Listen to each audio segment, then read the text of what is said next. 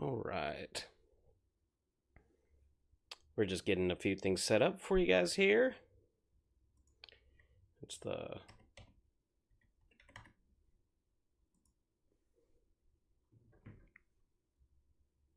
cool. There's the live stream. Great.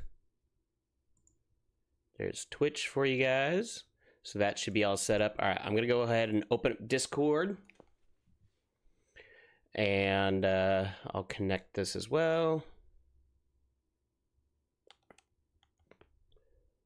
Cool. That should be all set. I'm just going to go ahead and go to my settings.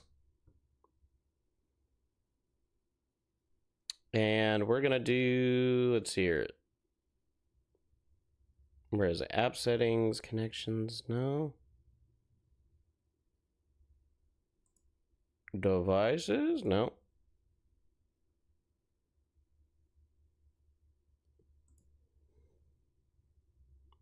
Oh, let's see here. Voice and video, here we go. All right, I gotta change my output device real quick as we are moving over to the same mic so you guys can hear on that. Okay. Now output, actually, sorry, goes to my speaker, goes to this. The input device is what goes. All right. Hey, testing check. 1, 2. Cool. All right, so we should have good input volume. All that stuff's good. Looking over at our Discord. Why? It's saying it's not authorized? Yeah, everybody else is good in there. Cool. All right, so here's the deal, guys. So we are setting up, right? We are not quite in the game yet. Everybody is coming in. We have 4 players that are going to be playing with us tonight, okay? So we have a sorcerer, we have a barbarian, we have a cleric, and we also have a ranger. And so with that, they're going to be going through this campaign of Rime of the Frost Maiden. They're on Discord now. Just for you guys to know, for coming into the channel, I won't be answering chats with you guys tonight because of the fact that we're going to be running the stream. But afterwards, tomorrow's stream, I'll be answering any of the questions that you guys have. So make sure to write things down. You can leave them, send me a message. And when we come into the stream itself, we'll be able to go from there where you guys are going to get to see how to play D&D, how I DM, why you might DM certain ways, critiques, pros and cons of my DM styles, right? So with that being said, we're going to go ahead and move on over. I got all that stuff sorted out. That's minimized. That's good. We should have everything. I'm going to go ahead and boost our music up a bit for you guys. So that way you guys have access to that as well. Okay. I'm going to go ahead and jump in the Discord call, and thanks for tuning in, you guys. All right.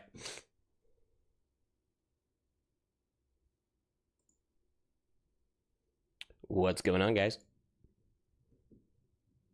Can you guys hear me okay? Cool. I have a different mic, so I've been trying to make sure that that thing doesn't get too hot. Okay, cool. Launching in. Oh, heck yeah. I do like that. It is a better mic, but sometimes the sensitivity. Love that. Yeah, I've had this one for a while, but I've had problems with it clipping before that I needed to work on like some of the settings and stuff for it. So, need to check into my flight for bot. I'll worry about the flight checking tomorrow. Whatever. Stupid email. Okay.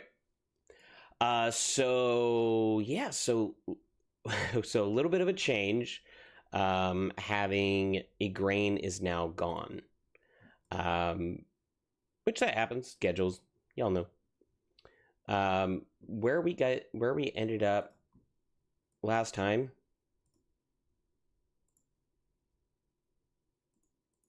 we ended up in the Durgar outpost. So you guys had finally, like, after getting to sneak into the outpost itself, you guys were able to capture and interrogate one of the Durgar, who gave you some pretty handy information saying that essentially this fortress was being run by another Durgar by the name of Nildar. And Nildar happened to be the son of Zardarok. Now, you guys had already heard that name before, Zardarok being the name that was shouted out by those Shardalin berserkers, who just like this fiendish rage that they would have. Sometimes they would uncontrollably kind of spit out that name. What you learned about Nildar is that he was trying to collect more of the Shardalin to bring to his father, so that way he could. It was essentially so that way Zardarok could build up this what they called the Shardalin dragon, and as well as destroy the 10 towns. So that was the main part of that, is that by them trying to destroy the 10 towns, they would then be able to raid and have access to the Dwarven mines that are around this area. So that was the main thing. You guys got through the keep actually really easily. The Duergar did not stand a chance, and they fumbled a lot of their rolls. Once you guys made it through, you guys were Raiden got trapped within the spikes between the doors, which Nildar was getting ready to wreak havoc on him when a sleep spell was used to put him to sleep. That being said, he is still currently unconscious and tied up, as well as these other two Duergar, along with two goats. When you guys left this area, coming back out into the ruins, one of the things that you guys saw was the Cold Light Walkers, 3 of them walking around the area. Not wanting to risk that, you guys turned back and decided to rest in the outpost, now with that being cleared, looking at that as a potential for maybe a base later on. This would be one that would be part of the level 5 bastions that are coming up soon, which I'll message you guys on that, on like more on the specifics once we get a little bit closer. You guys did find the color changing lantern as well, and reached level 4, where with that we go ahead and start on in. One thing that you guys would notice after this long rest, upon waking up the next morning, you would see that Igraine is gone. No note, nothing.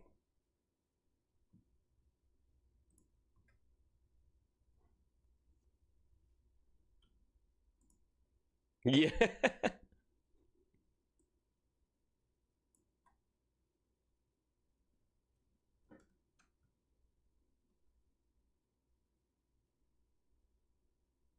Oh, you guys sent them out on the... Oh, that's right, because you guys walked with them during the Cold Light Walkers. That's right.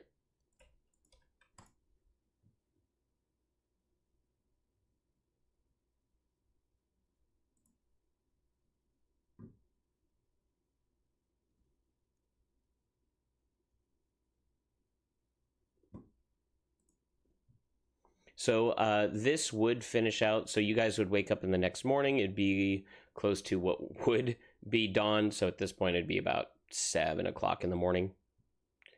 Looking at our weather. So blizzarding out with a moderate wind.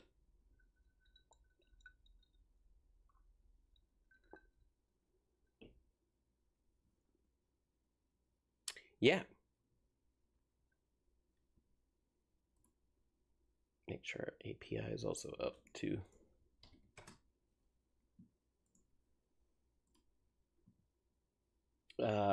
There's no check on that, right? What year? So it predicts the weather. Within the next 24 hours, so it is going to die down again into just a moderate snow. It's never going to be a light snow today. Looks like all of that, it's keeping pretty level today.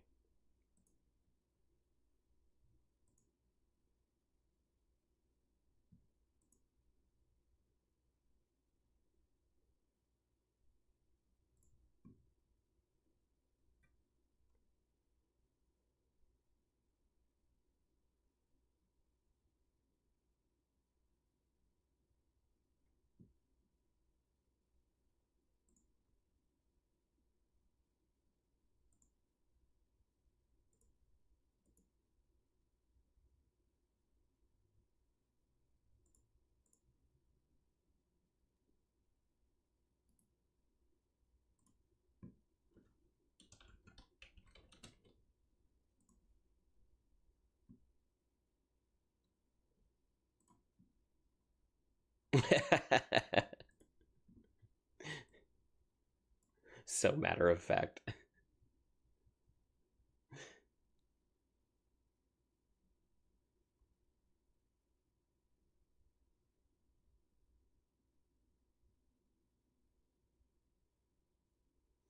You only faced one the last time.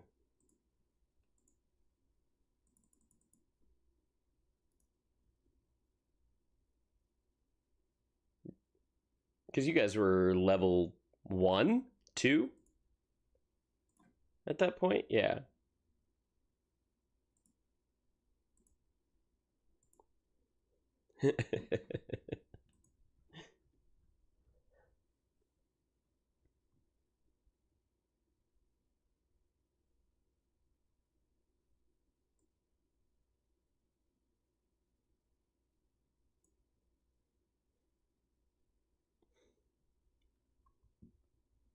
Yeah.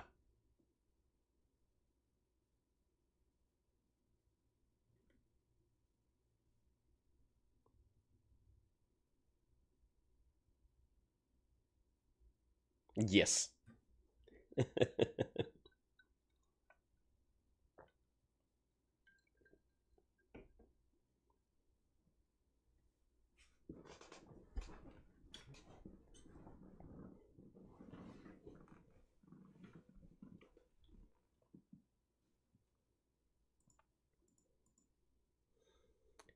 You're gonna see that these dwarves are still within like their like heavy armor.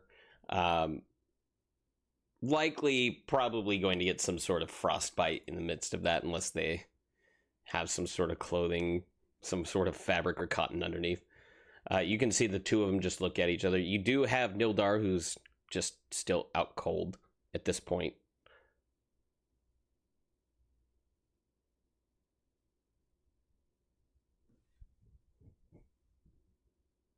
That's true. But you guys then went through a long rest with that. So somebody decided to take in their beauty sleep with that.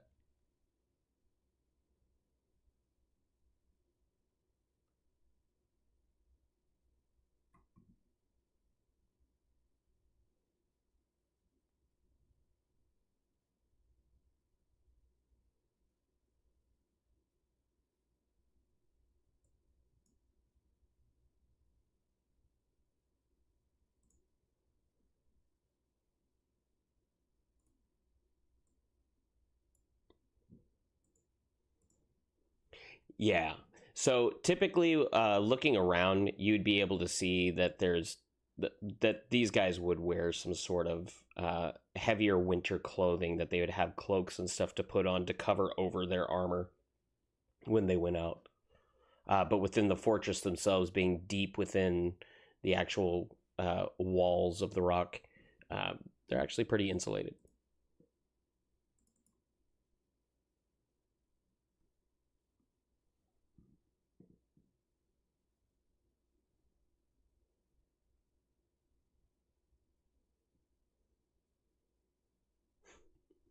Um, with that, they will begrudgingly, but they will take off the armor. They know at this point there's nothing that they can really do at this point, so they comply.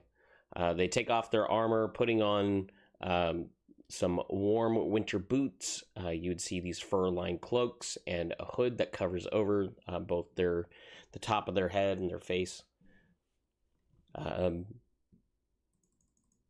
Making sure I have the right reference here. I might be wrong on this. The Jawas from Star Wars. Just that kind of, yeah, that same sort of image, especially with how short they are.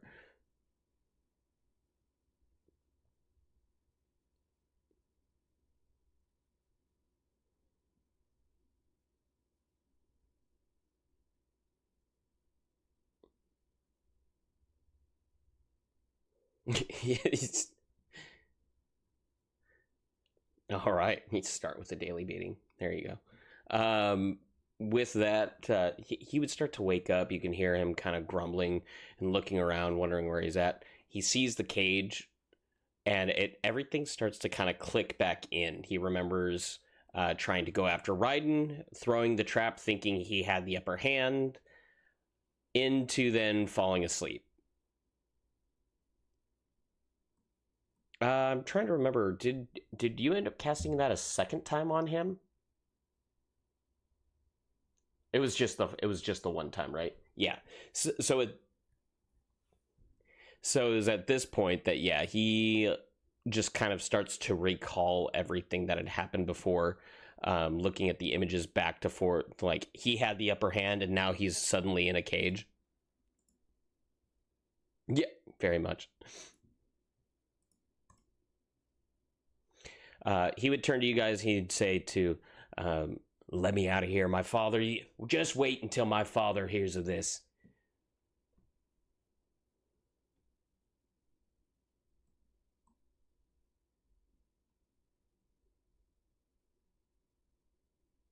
He'd say, well, he's Zardarok, Lord Zardarok to you.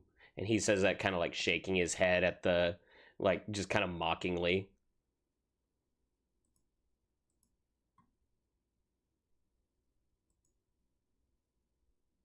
He'd, you'd see him kind of like scoff, never heard. And he'd turn to the other Durgar, who just kind of shrugs and throws up both hands.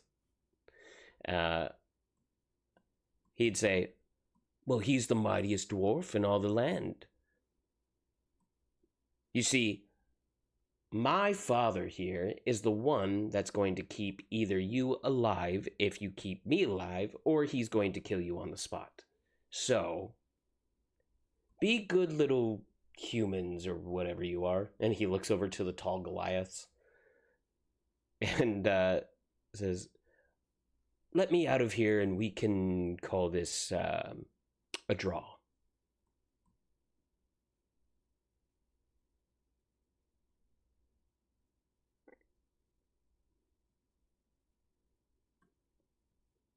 Well, because he'll save you from the destruction of the 10 towns. I mean, obviously, we will win.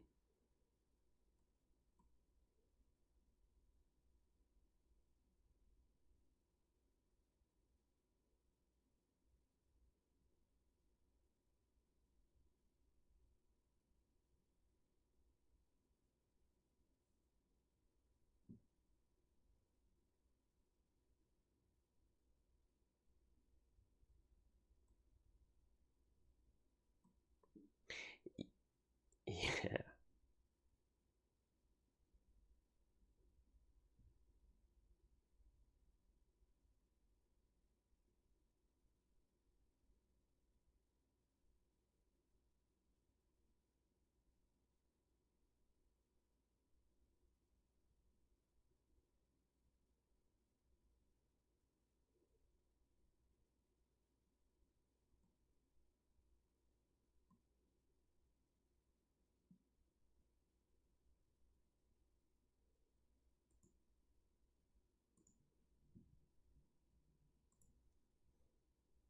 Mm.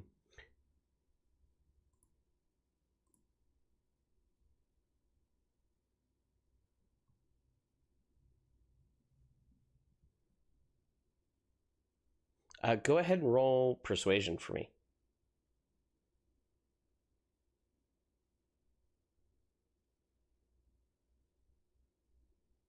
On a 19, yeah. Uh, Kind of hearing your logic and reason, seeing that he's also trapped in here and you guys are out there. There's more of you guys and less of him. he is going to come back and say, well, I mean,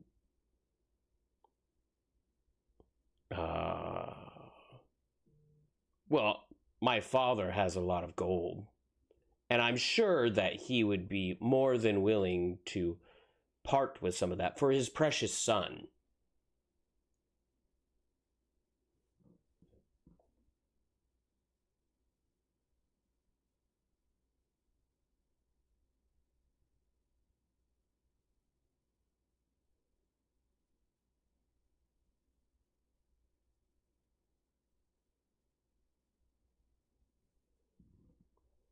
You see him just like visibly just like his face starts turning more purple than it already is as he's clenching his fist, kind of holding his breath.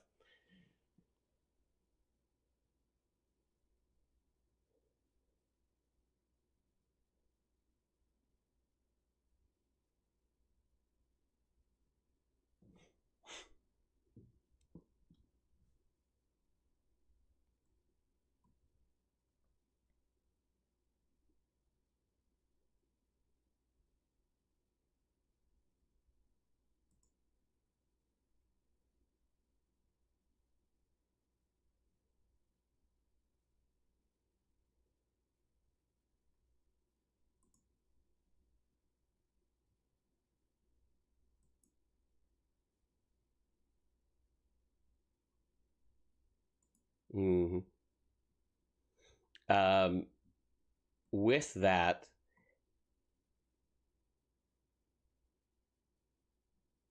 he's gonna look to you and say,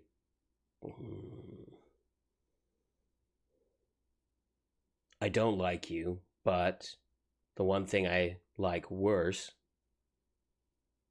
is that damn Dearth. Dearth the jerk. Older brothers.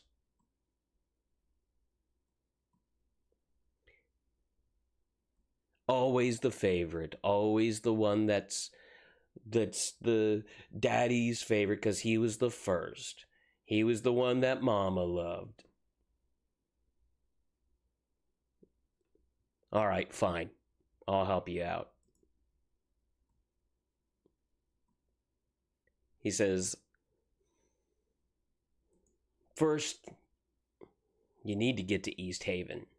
If you want to know more about Dearth, go there.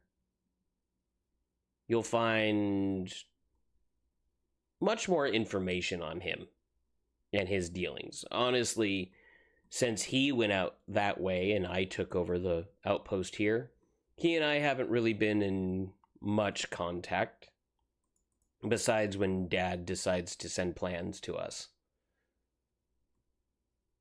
He's getting closer, but he's been dealing with a lot of trouble out those ways. Charlene is more scarce than we thought it was.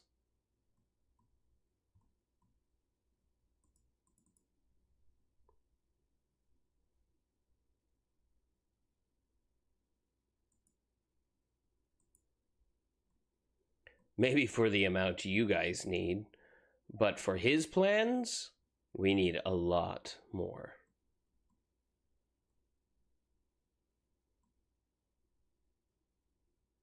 He turns over to you and grabs like both bars with his hands and says, a lot.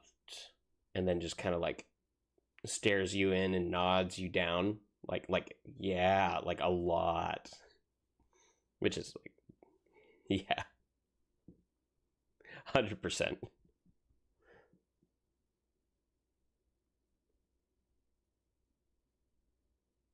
I mean, 100% to the entire, yeah. Okay. On an 18, you can tell that there's half truths to it. Definitely that it is true that he needs a lot, but he may be doing the my fish is this big kind of thing, stretching the truth a little. Mm-hmm.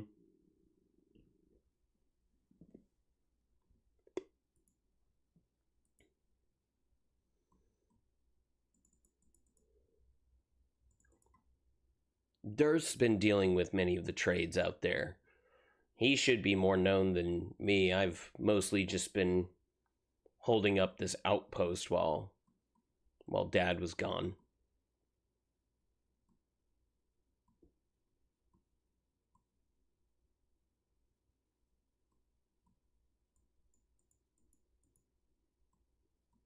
Initially, yes, this was his vacation home.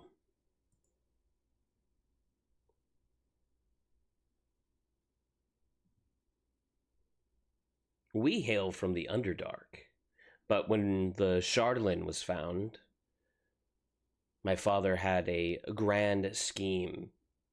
One that took us out of our homes and brought us to the surface here amongst you gross surface dwellers, and we'd confined ourselves to the different outposts that he made, traveling from home to home while he searches and excavates for this stuff. It wasn't only until recently that he told us of his plans for the destruction of the 10 towns. He seems to find something very interesting with the Dwarven outpost, with the Dwarven mines. I'm not quite sure, though.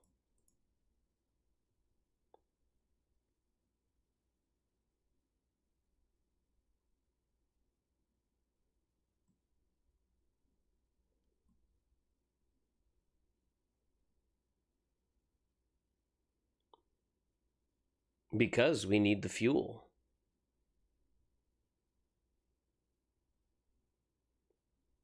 I'm not talking about that kind of fuel.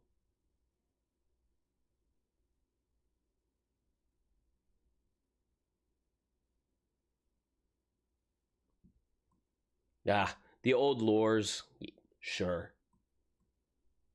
She casts out her winter aura across the entire area.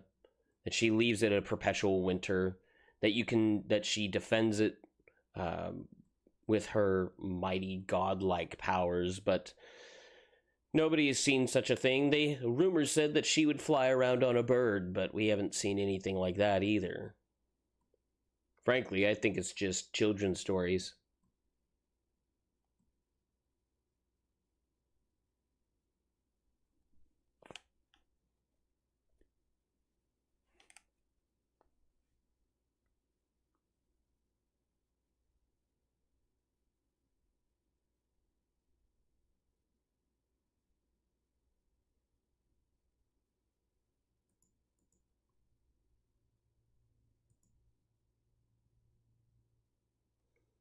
He smiles and says, "Agreed. They are not trees, but souls."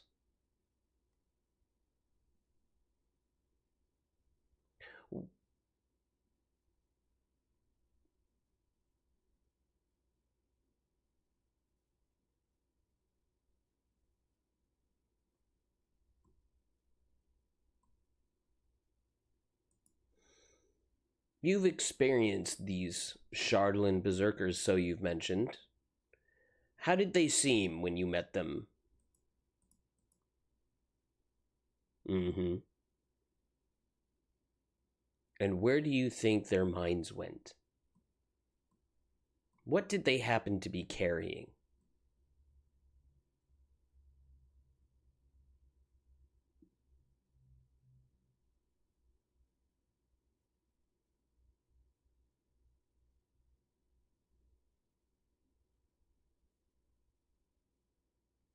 He starts nodding and smiling with a big, very creepy grin.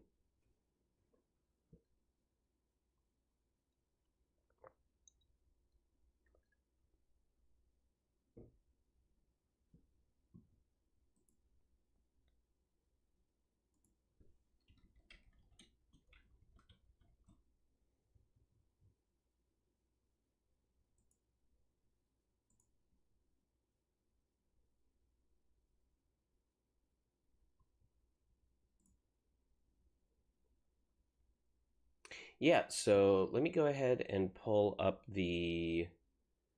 Let's see.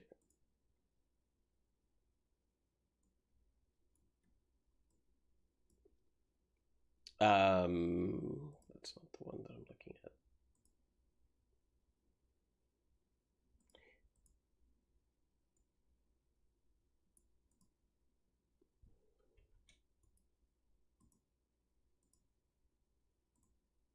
Showing to you guys, right? Okay. So yes, so Bryn Shander and East Haven are the two bigger ones.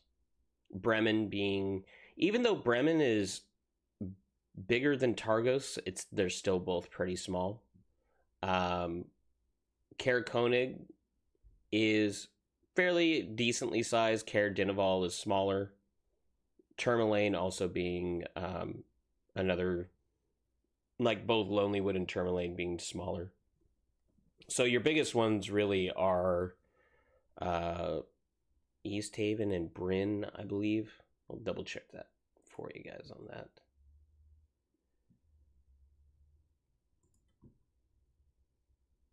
Yeah, because Bremen's a population of 150. Bryn Shander is 1,200. Dugan's Hole being 50. East Haven with 750. Goodmead at 100. Let's see here. Lonelywood at 100.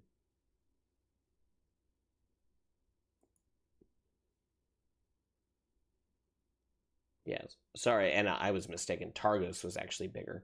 Targos is 1,000. And Tourmaline is 600.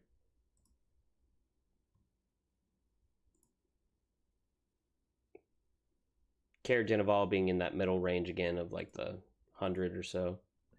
And Caer Konig being in 150.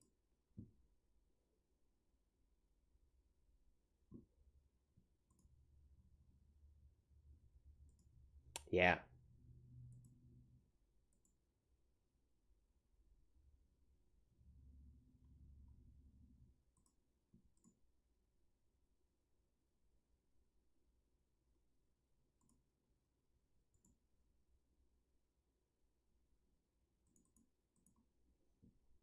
Okay, so let me group it.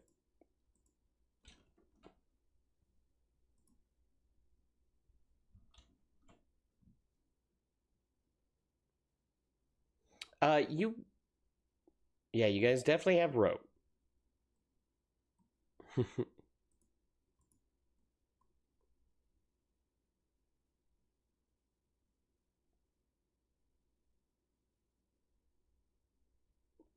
Yeah.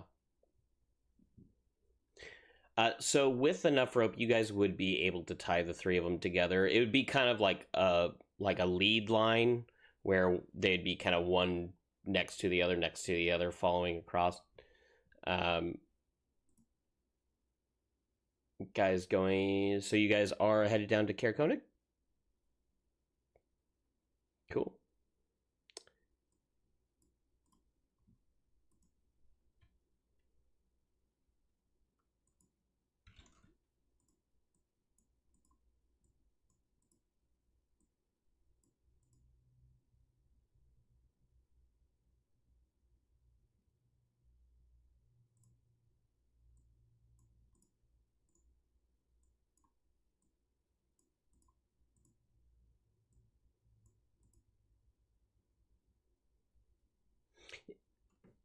So as you say that, you see the two other Durgar just shake their head and roll their eyes.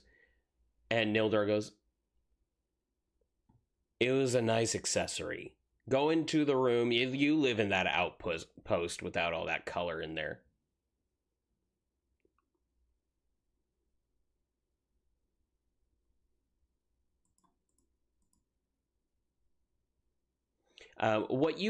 What you guys would be able to grab from Nildar himself is that this guy is very much like the Malfoy type version of a Durgar. Like, he is the spoiled rich child of like some powerful influenced father figure. Um, exactly, 100%. Like, he is used to a lavish life, even for dwarves. So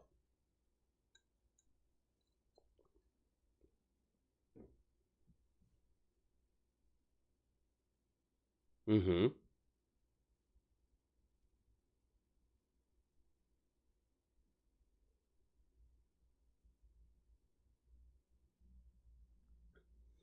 Oh. Um,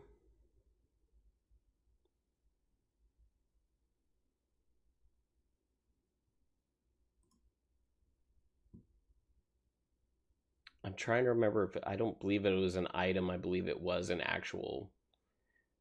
Yeah, it was a blessing itself. So yeah, unfortunately, you'd have to find him again to maybe get another.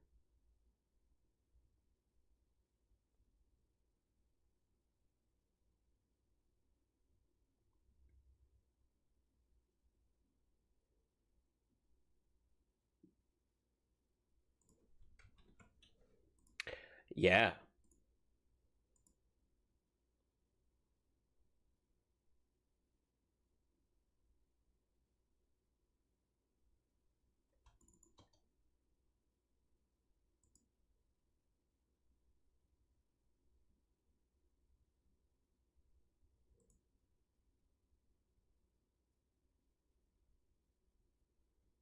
Yeah, he's a little roboting right now. Yeah, there we go. We got you.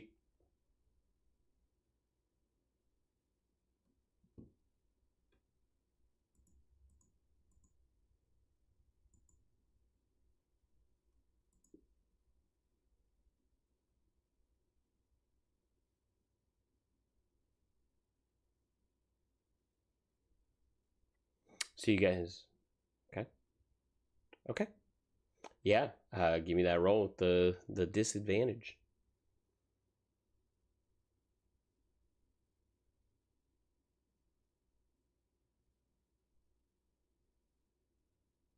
Good starts. Good starts. Good rolls.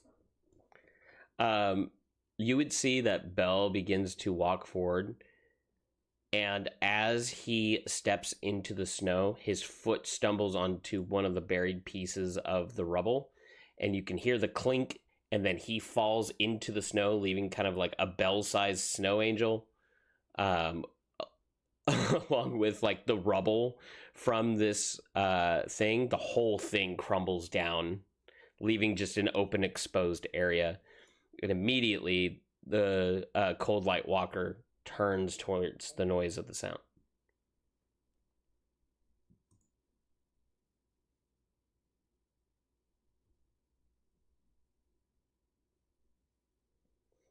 Uh, they have not moved forward and attacked yet, so far you are good. Just a reminder, you do have 3 hostages.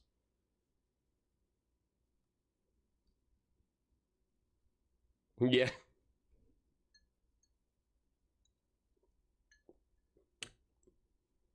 Oh, aha. Thank you. When I heard that, I was like, what?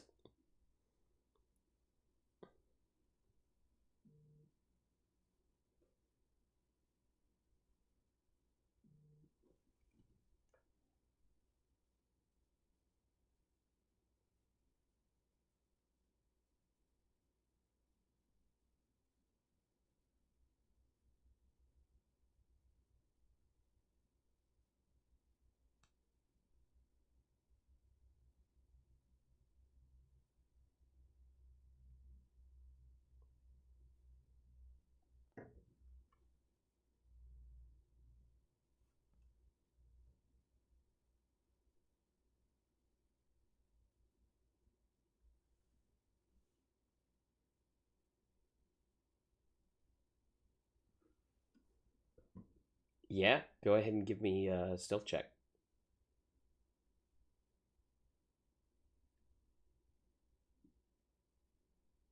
18? Yeah.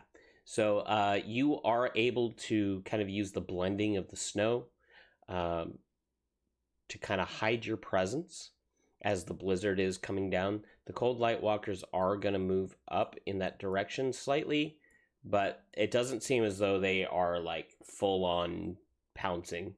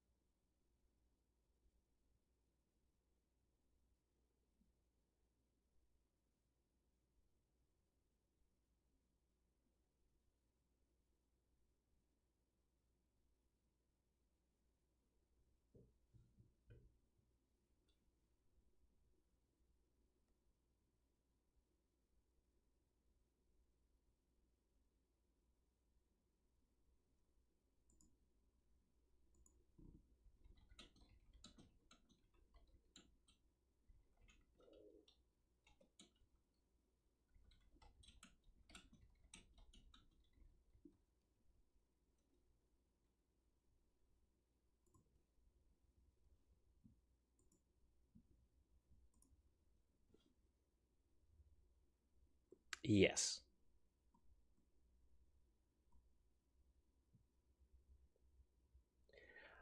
On a 10, unfortunately, they do start hearing you. They are going to begin to rush in, and we're going to go ahead and roll for initiative.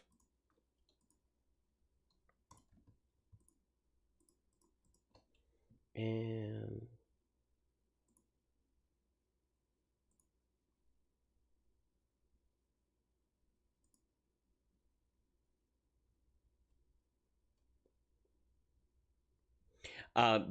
just because of where she's at, being right in front of you, it points it right into your direction. Unfortunately.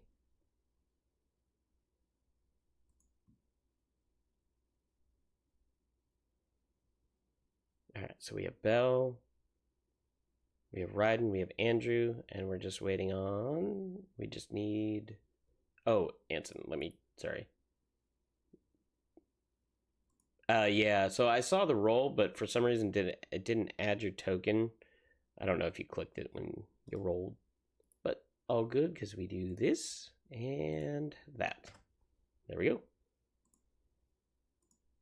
Now, mind you, at this point, that these guys, your Duergar friends and Nildar, they are tied up. Um, so they'll move together as one unit. They will have their separate attacks, but they are currently unarmed. Starting us off, Andrew.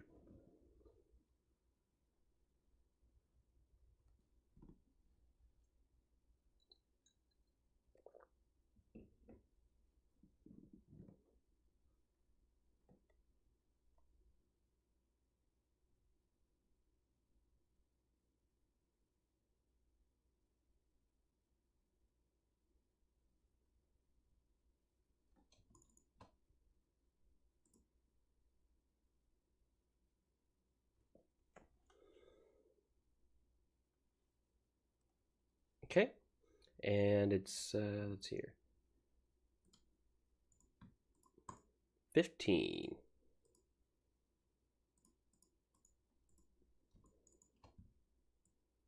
A 21.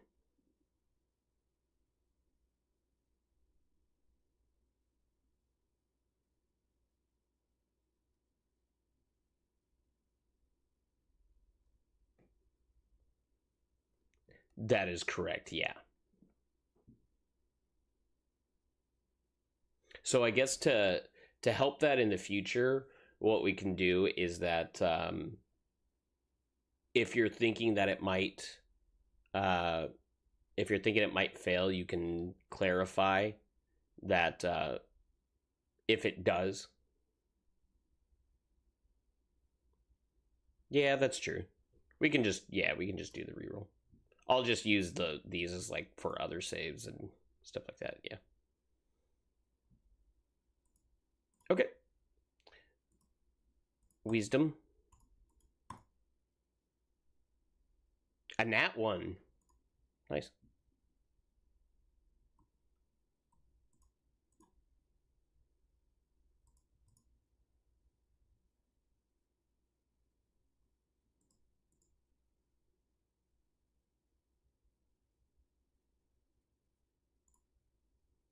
All right.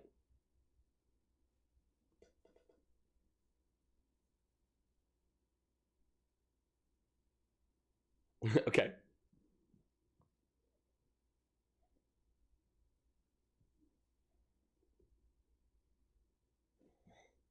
Raiden.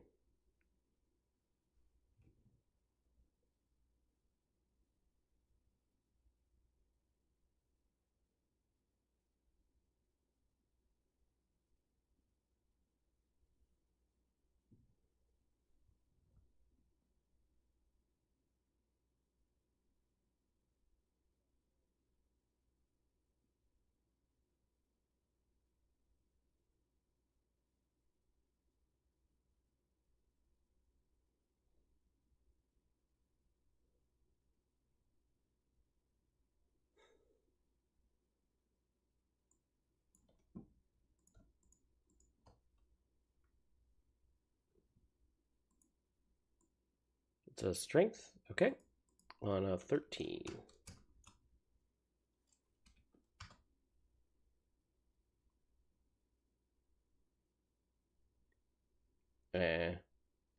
Why didn't it? Okay. Let me try that again. That was weird.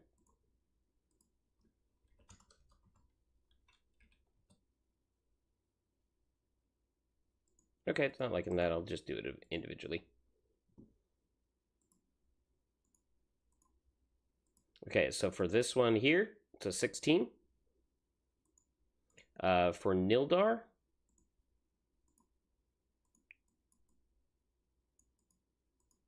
it's a 17. And then for Scorn, I'm gonna say what a 20.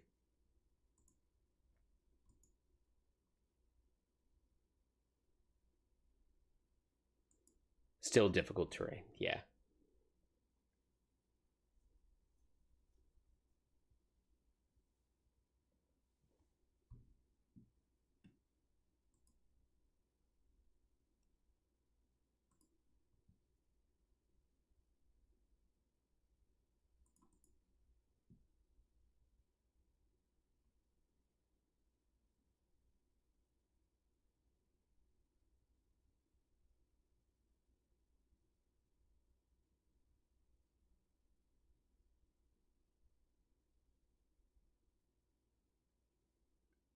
Okay.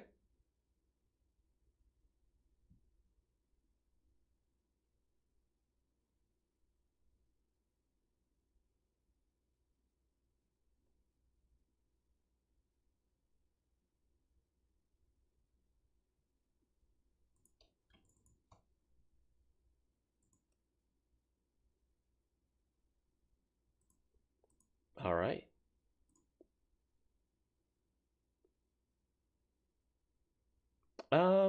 Didn't they use it as a feature, or is it still considered a spell at that point? I'm trying to remember.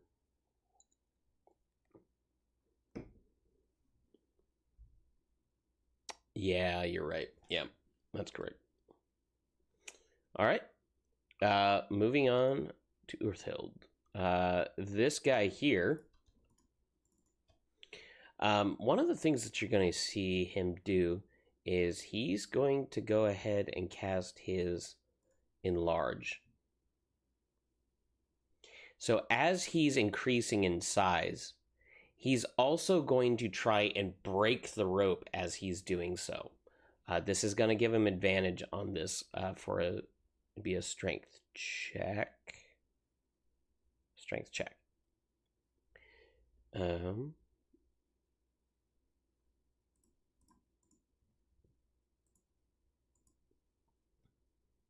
On athletics, here we go.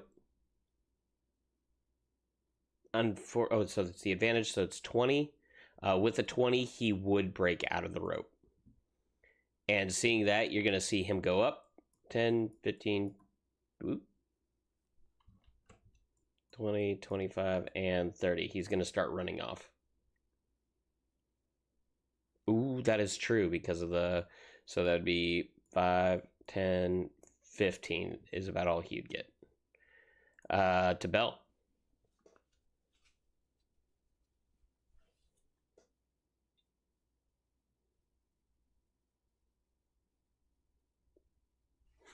Look, they're collateral.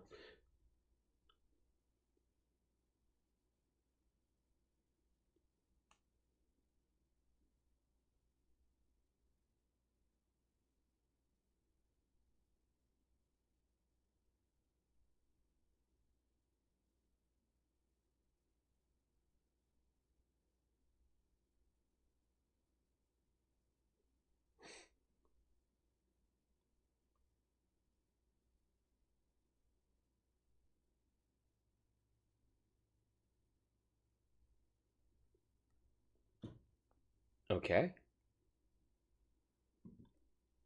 Mm-hmm.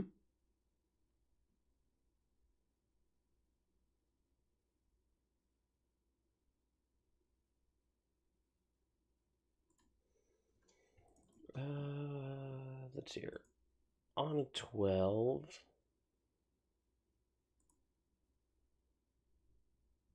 Unfortunately, that is a fail.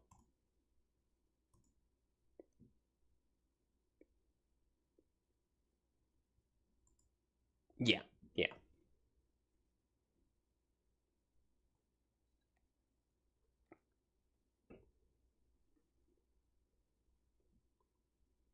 Yeah, so that's part of the...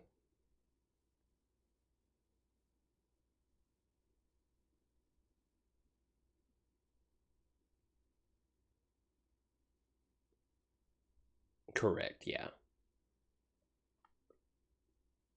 Yeah, I couldn't see him. I couldn't see that he was on building here, so it was 5, 10, 15. Yeah. 15, sorry. Okay.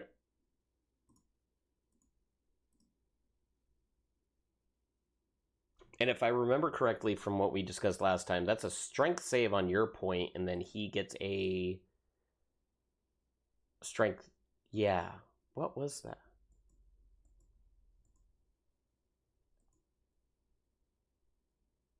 Check. Okay. Gotcha. So it's like strength, proficiency bonus, and strength. Yeah. He would be considered that. Yes. So it'd be disadvantage, I believe. No. Restrained. Conditions. I should have pulled that up earlier. Boop. There it goes.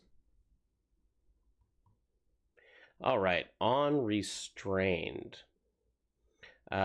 Creatures have disadvantage on dexterity saving throws. Attack rolls against the creature have advantage, and their speed becomes 0.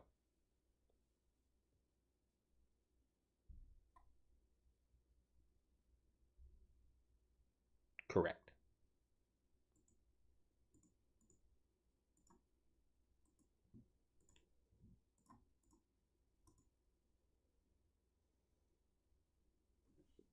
Yeah, so essentially it's 8 plus your proficiency bonus, plus your strength modifier, versus his actual save. So your strength, Bell.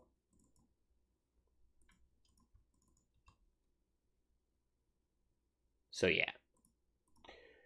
So he's going to do a strength save for a 4. So he is still restrained. He is stuck and now grappled.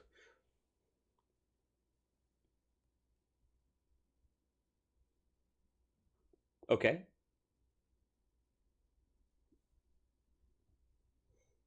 Anson.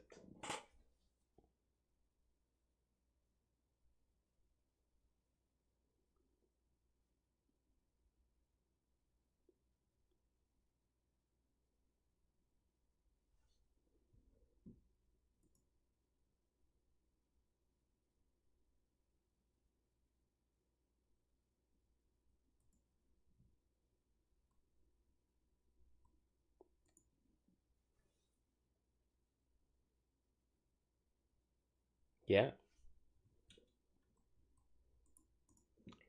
Swing away.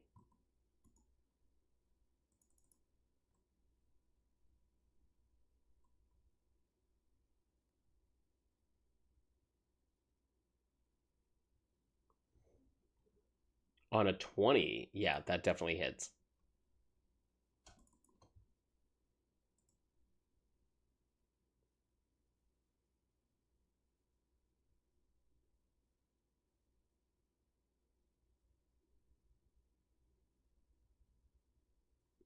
And just making sure that that's that. Okay. 7 points of damage. That's right.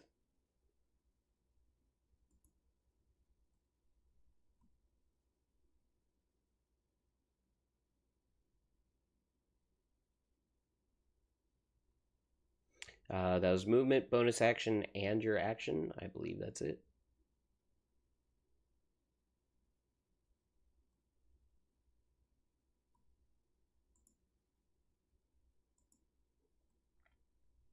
Okay. On to Scorn. Scorn is also going to attempt this. Growing large, he is going to go ahead and make his check. Athletics, here we go. Unfortunately, as he is trying to grow larger, he's just completely stuck by the dealing with Nildar and Bell trying to grow around him, or trying to grapple around him. He just can't get into it to focus. That's going to be his turn, unless I believe that's a bonus action. No, it's an action. So that's it for him. It's going to go to the second Cold Light Walker, because the first one needs to make its save. Wisdom 14 to 12. It is snoozing. Second Cold Light Walker, being right next to Anson, is going to go ahead and make its attacks. Also, just give you guys another image for you guys to see. So yeah, they're very much like zombies with these bright light, glowing blue faces.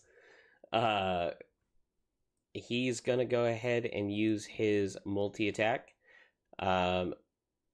doing his slam for the first one.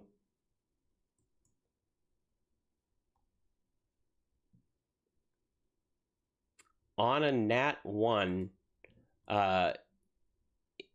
he is going to, as with like part of his movement, he will jump at you, but is going to completely miss and land in the snow.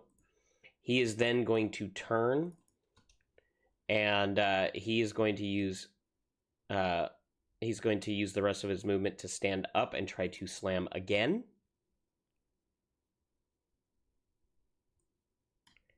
23 to hit.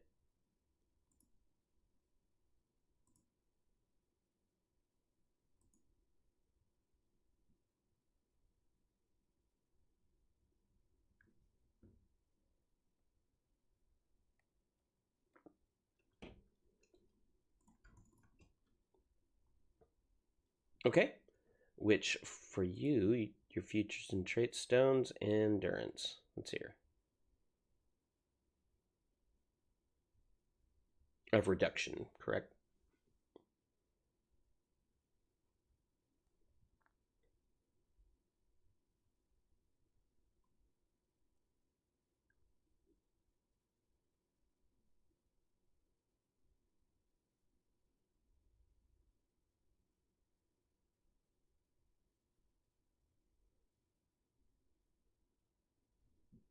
Okay.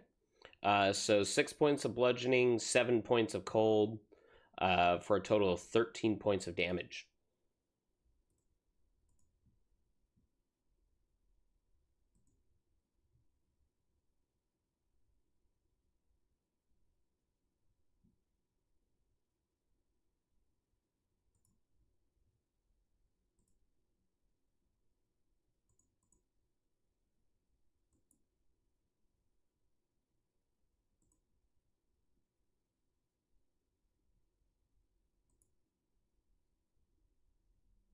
Okay. We'll go ahead and go over to Nildar. Nildar is currently restrained and grappled.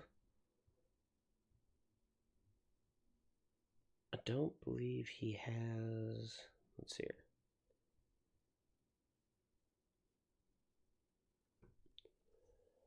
Is incapacitated, so can't make actions or reactions. So he can't grow in size, in which case, that's it for him. He's just stuck there. It'll go over to Andrew.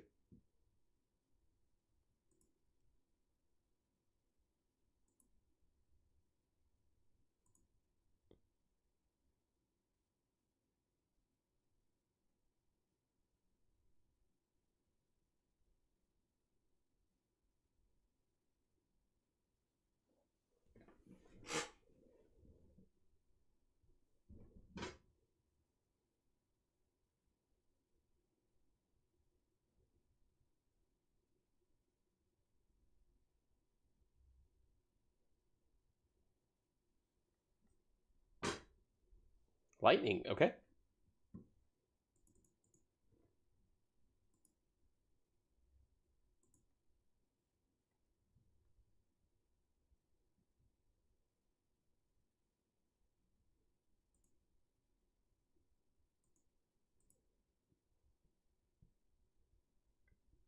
On a 21, that is a hit.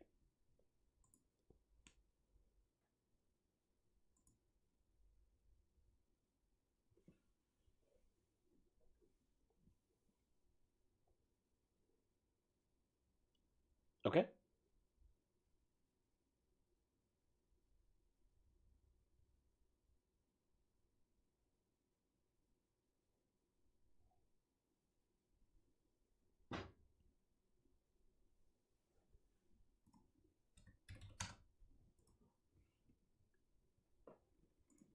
Yeah. You see as that directly connects into the Cold Light Walker. He's eating it, but he seems still pretty okay right now.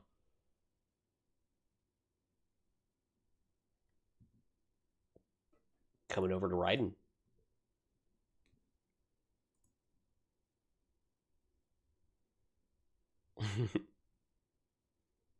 Okay.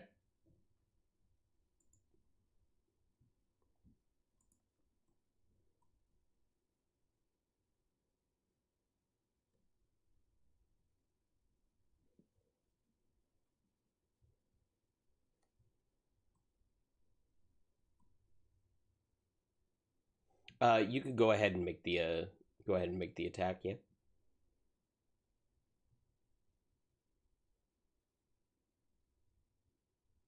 Yes.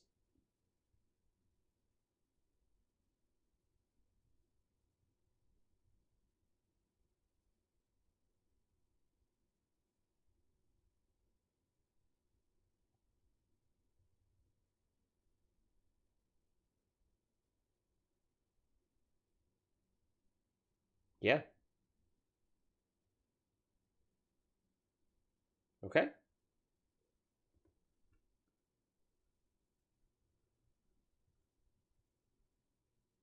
That definitely hits.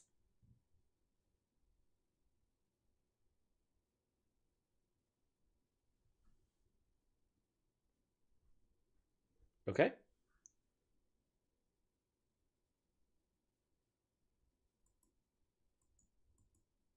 Oh, to you. Yeah. Go ahead. Yeah.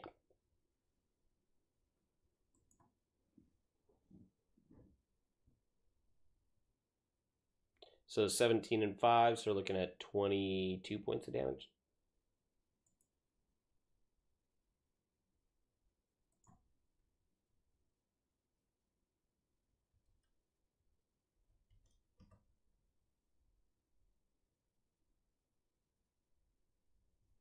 Um, as you shoot this arrow into him, you get him right in the artery, and he bleeds out right there.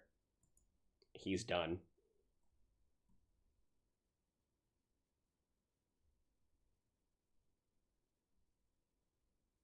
Go ahead and roll me intimidation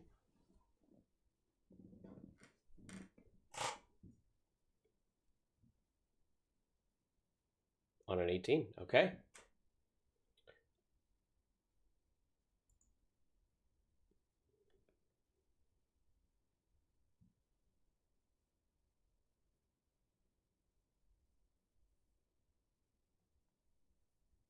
Okay.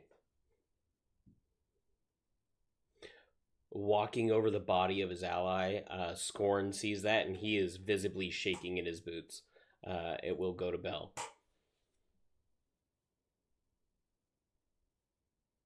Yeah, he's the one that's front. The other one is deceased.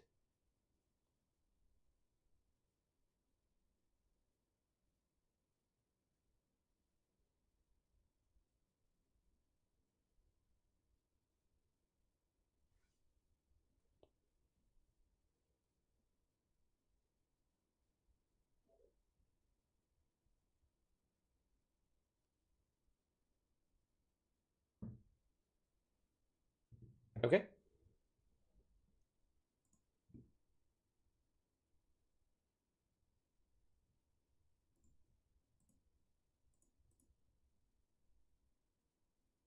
17.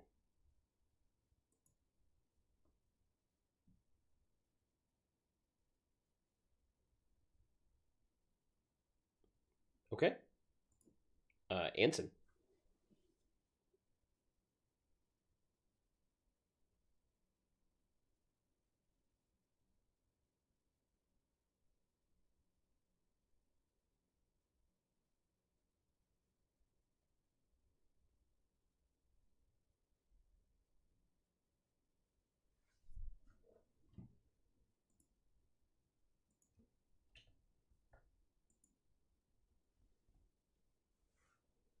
22 hits.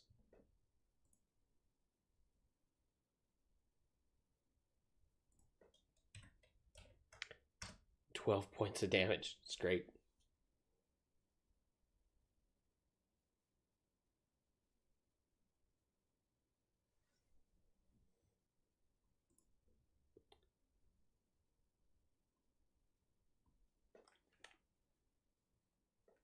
Yeah.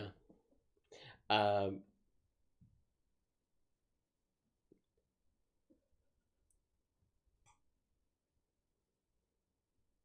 it's 10 feet. Yeah. It's like a paladin aura.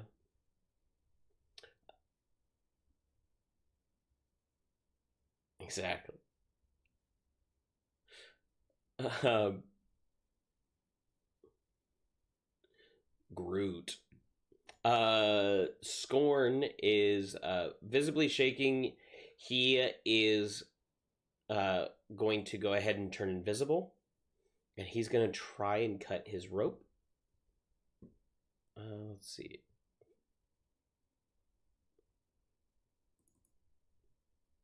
It's the hold on a sec. I'll pull it up. Um, do, do, do.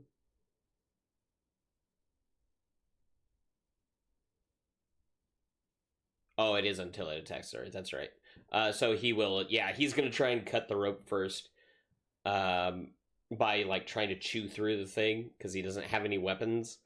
So this will be at disadvantage. I'm just gonna go ahead and roll his javelin, just to. That would be the normal. On disadvantage, unfortunately, it's not enough to go through. And then you see him disappear, but you just see like this circular ring of a rope still wrapped around him.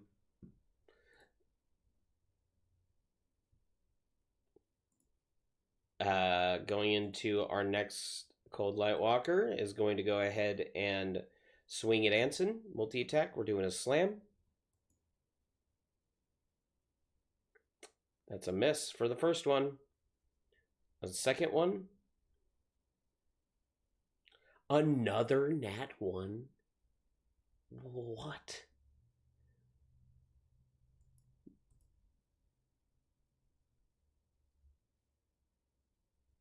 Still would have missed. Yeah, 12 and 11. Well, I guess that's true. That would have turned that, but it's fine. We'll keep it. Okay, 2 nat 1s. Yay. All right. On to Nildar. He is pretty damn stuck. Like there is nothing he can do. The only thing would be him trying to save against the grapple, but that's going to be at disadvantage. So strength.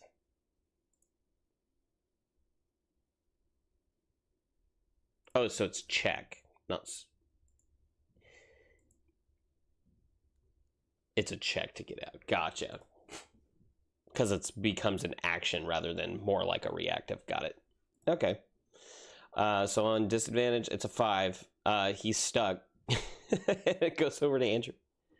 No, he's locked down.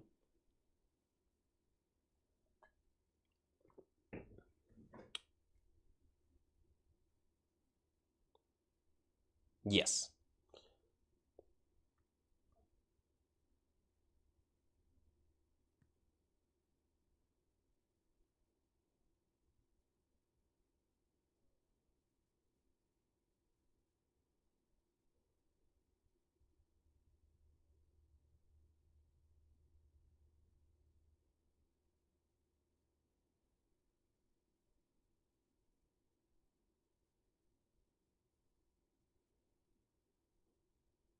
All good.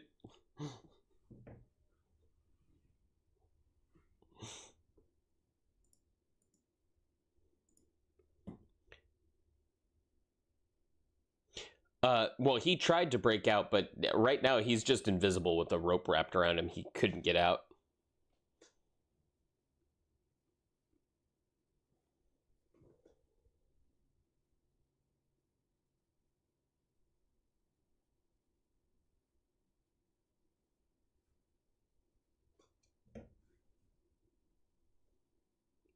Okay. Gotta blast him. On a 16, it does hit.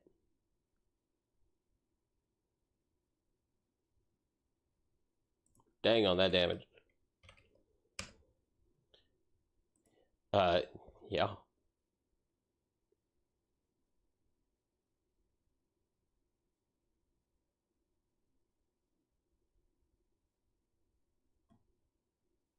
Because you need to see it. Well, I would...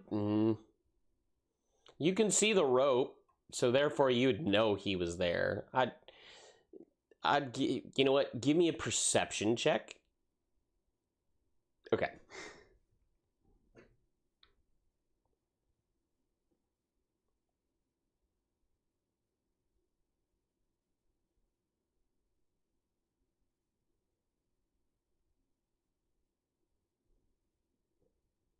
All right, over to Ryden.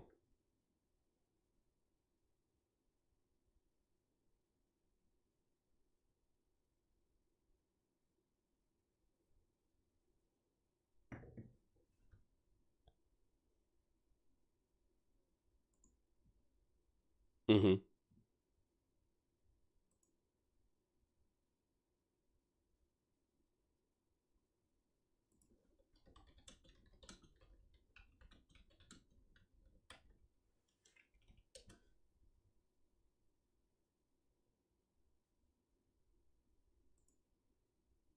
Okay. Yeah. Yeah. So no, he wasn't able to enlarge.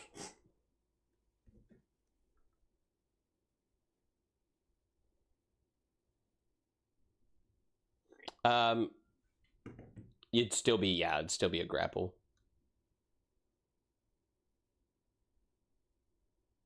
It's your so it's a save for him. So I'm gonna hold on a second so I can grab him. So 8 plus your proficiency, which is a +2, plus your strength. What's your strength? So that's a 9. So he's got to beat a 9 on his strength. Here it comes. It's a 14. So he does save against the grapple. So he's not under that condition, but you are considered locked, I believe is the thing to it. You guys are basically like still wrestling each other.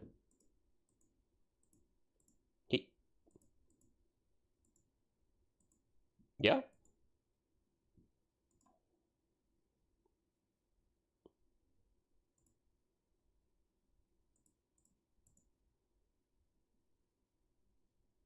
Okay. Bell.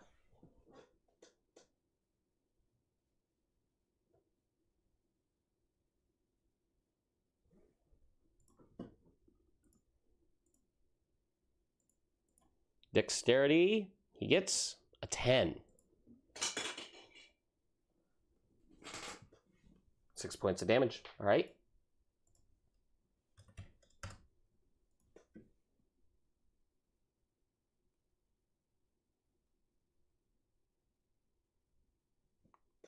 Anson.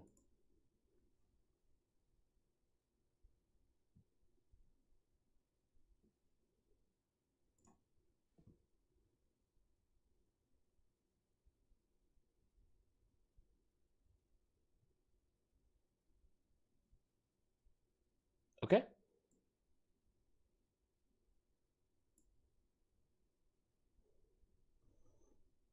A 12 just barely misses.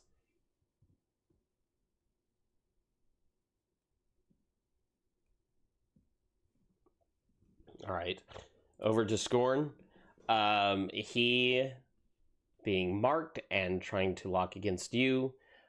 He is going to try to one more time try to break the rope. He is not invisible anymore. And let's see what he gets. It's disadvantage. So on an 8, yeah, he's stuck. Both of them stuck. Going to this Cold Light Walker. He is going to swing. With okay. Oh, I didn't yet. So first one. So the disadvantage, it would go to an 11. That's a miss. Second one. That's a 13. Okay. Taking half of that, so that's 5 bludgeoning and 8 cold. So a total of 13 damage. Okay.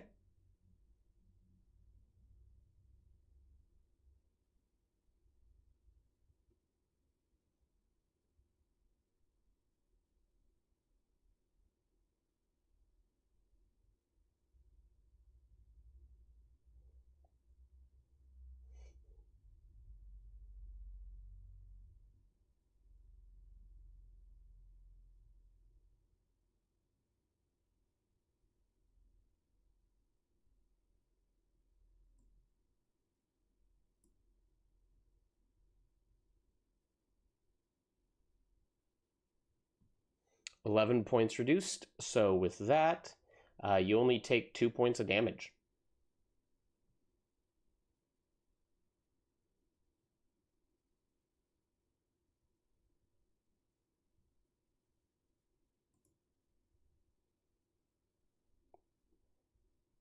All right.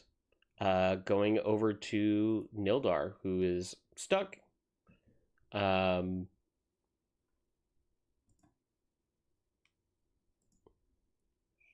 It's a check.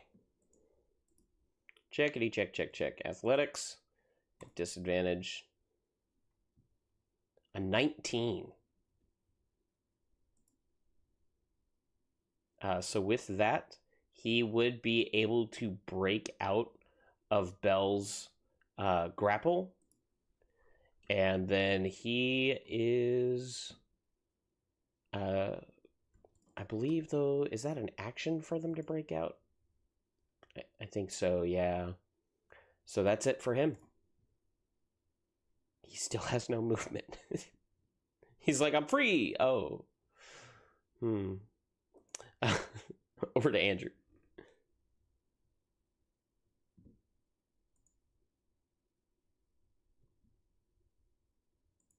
Yeah.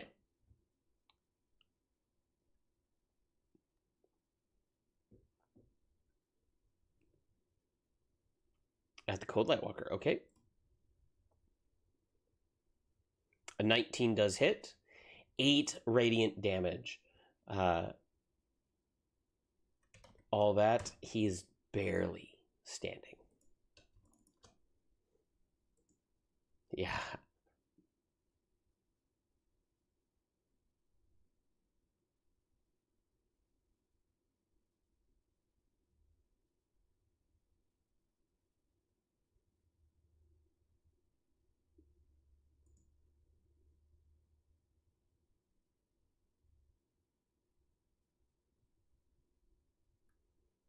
Go ahead and roll intimidation.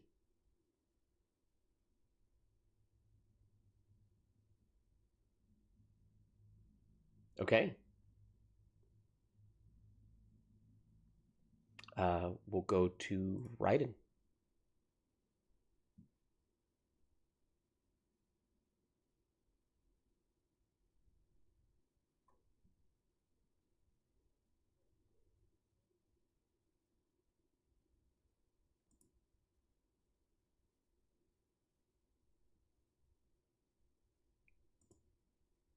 Okay. Pulling out your rapier as you stab into him, go ahead and give me an attack roll. This is with advantage. A 21 does hit. So 6 points plus then the hunter's mark.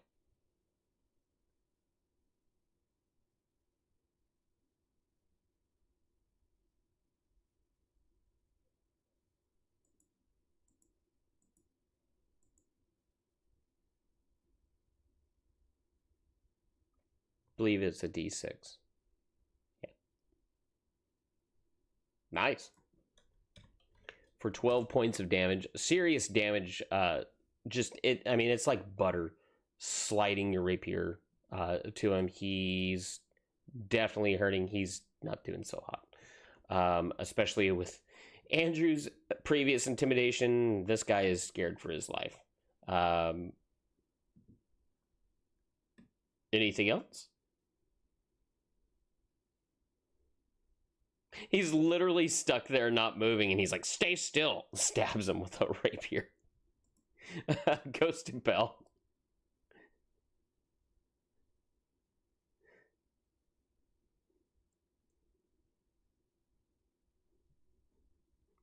Okay.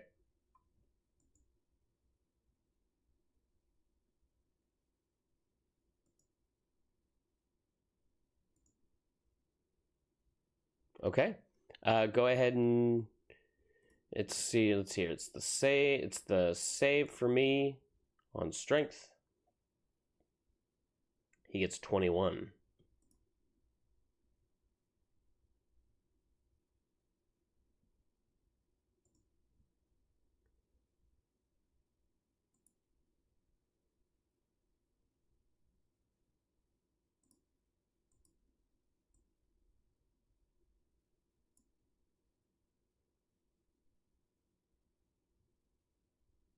Okay. Over to Anson.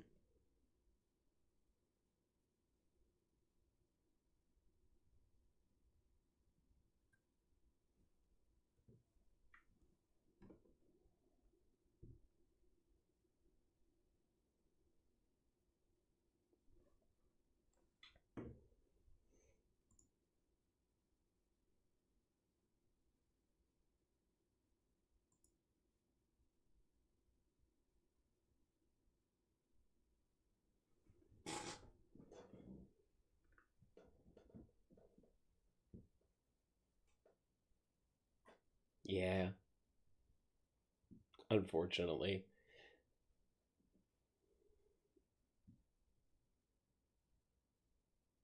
All right. Going over to Scorn, you're going to see him just kind of take a knee, and he's going to hold both hands over his head, kind of like interlock his fingers and set him behind.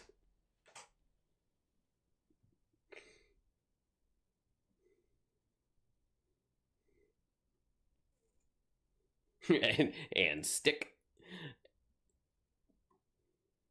Oh, I dropped it. Just going over to our Cold Light Walker. He is going to go ahead and attack again, going for a slam. A 17 to hit. Okay, so 17.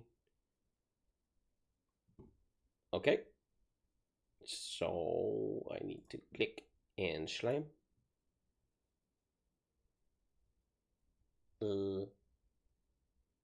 It's still a hit, but it's better damage. So 3 bludgeoning and then 10 cold.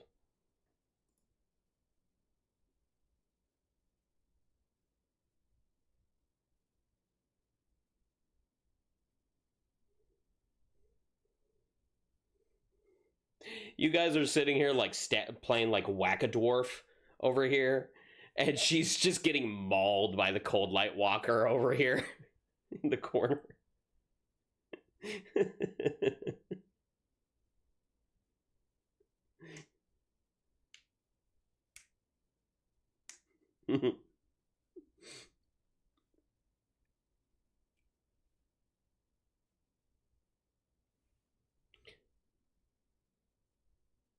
It's gonna go over. Oh wait, that was the first attack.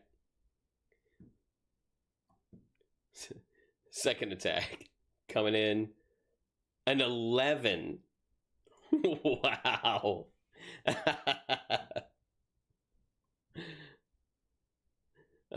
Coming over to Nildar.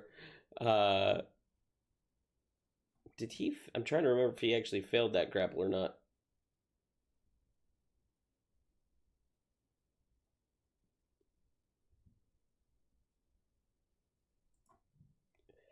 Uh, yes. So it does. So he at this point, um, he's not resisting. Kind of seeing that his other buddy hit around the corner and they just heard a scream and haven't heard anything else, and then his other guy's just bleeding out next to him. Uh, Nildar is going to do the same thing. He's going to see that Scorn interlocked his fingers. He's following suit.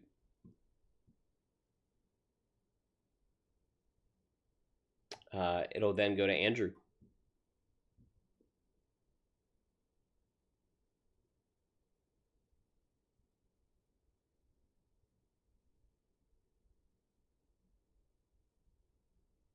Okay.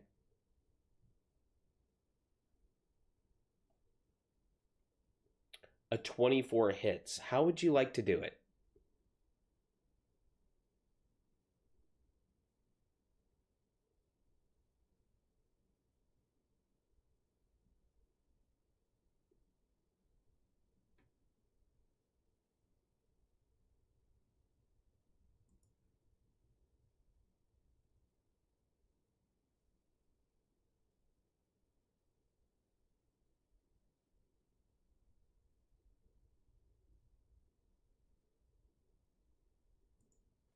You see as that radiant light hits into the cold light walker that it engulfs it in a brighter light, and as it begins to fade, so does the actual light within the cold light walker itself.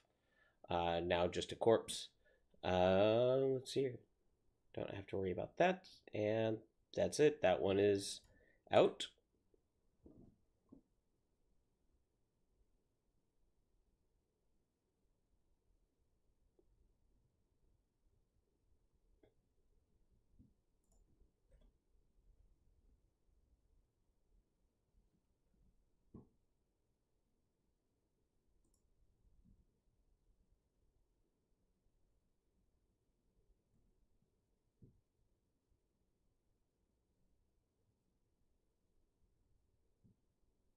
Over to Raiden.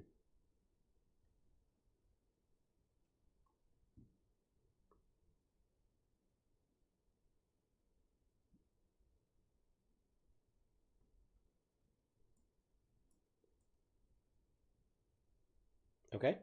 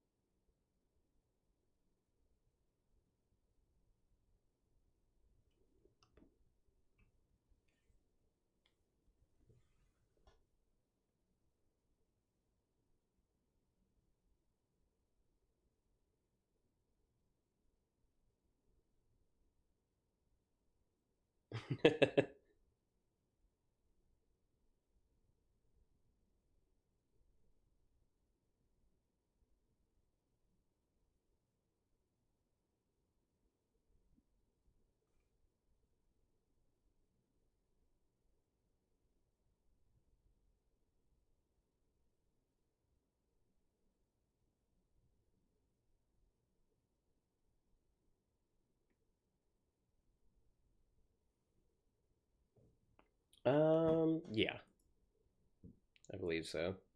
Yeah.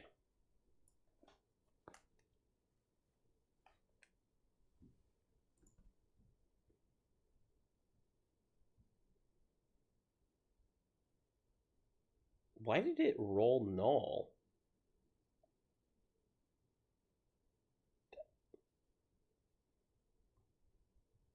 That's weird. It should be a D8. Yeah.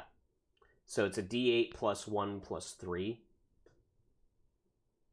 for a level 1. But you're doing a level 2?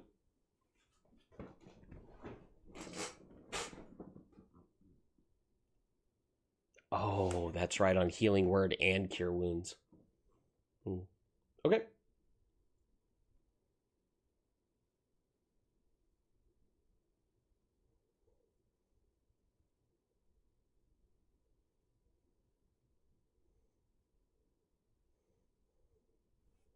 Hey, 5 hit points to her is actually 10 hit points, so, because of raging, so. All right.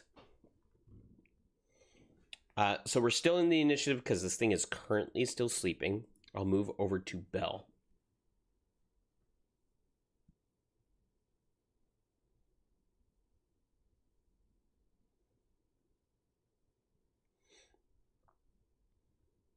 Okay. You guys would just see that Bell starts running through the snow, and as he runs past you, just throws up his arm. You see just like a little golden light. It's just kind of a drive-by healing.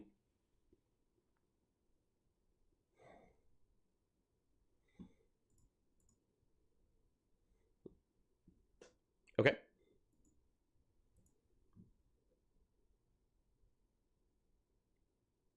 Okay.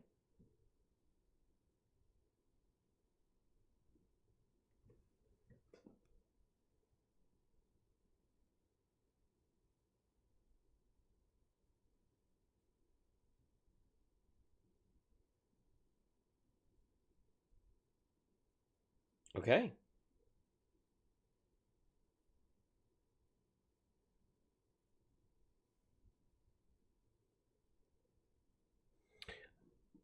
You guys are currently on count 7.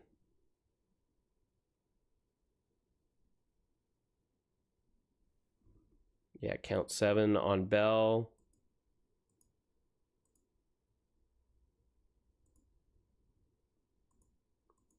Yep.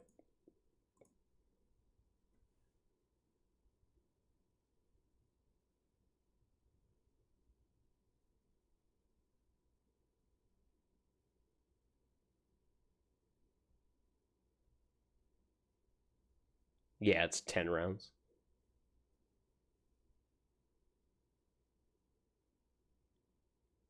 I would assume the round you cast, yeah.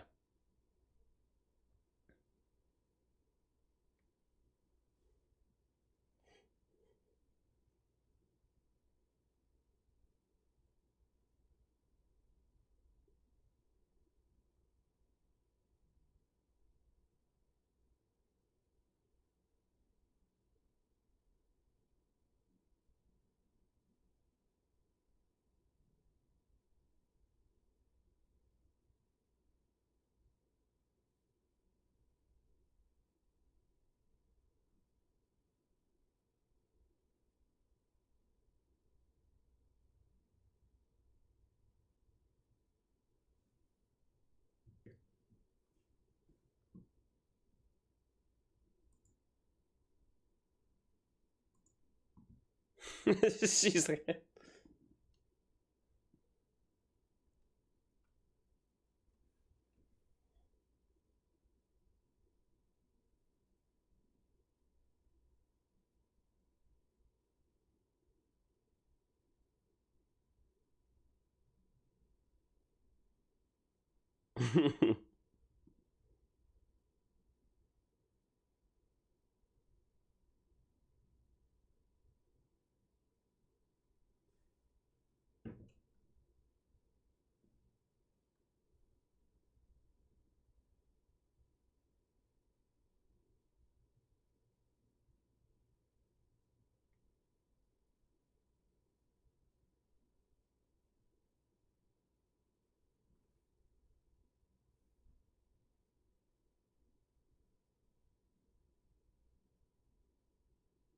okay.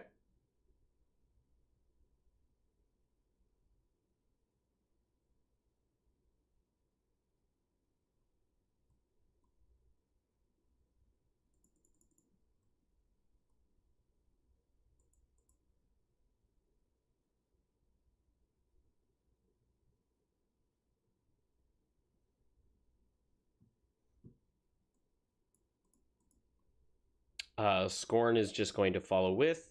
It would go to the Cold Light, to Snildar. At this point, if you guys are going to book it, then we'll just go out of initiative. Is that the consensus here? Is that you guys are all booking it? Okay.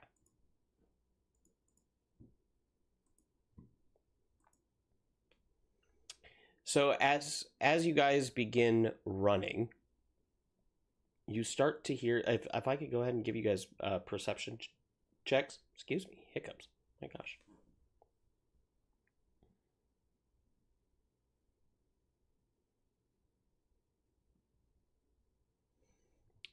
Yeah, Raiden, Bell. What you guys would notice as you start running is that the snow starts to move beneath your feet, and you start seeing hands appear pulling out from the snow, and little bits of glowing light starting to come from underneath.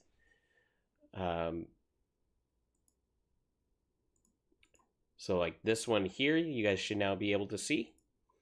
He's not actually out. You guys are just seeing like him mostly buried underneath the snow, but you're starting to see more of this happening.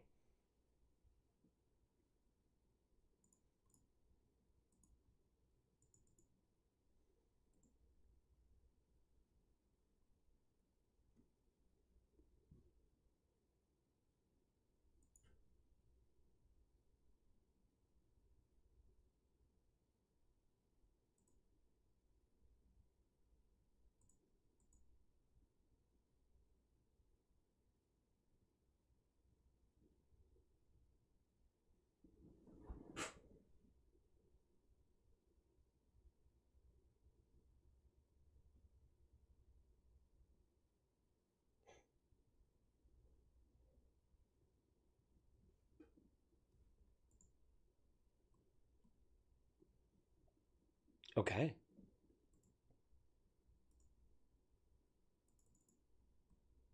Yeah. As you guys are booking through it, you guys are able to escape these guys without interference at this point. You would make it back to Care Koenig. I'm going to switch you guys maps. Where you guys would be over by like the Frozen Far expeditions at this point. There's a token missing. Who am I missing here? Oh, he's in the thing. That's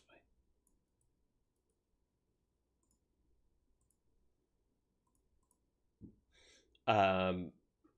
Where you guys would see that there are multiple, like if you guys were to look over at like the horizon of the mountain, you would see what looks like hundreds of lights, that they're not all in like a group, but they're just like scattered about, almost like starlight across the mountain.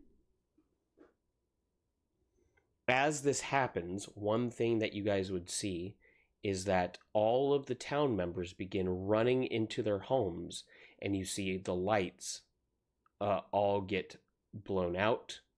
Any kind of flame that they had, any source of light, everything is covered.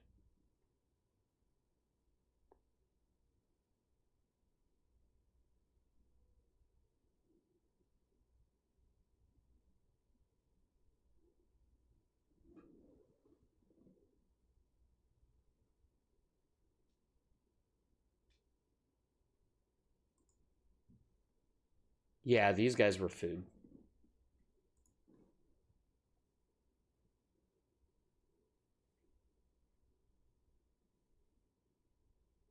Yeah.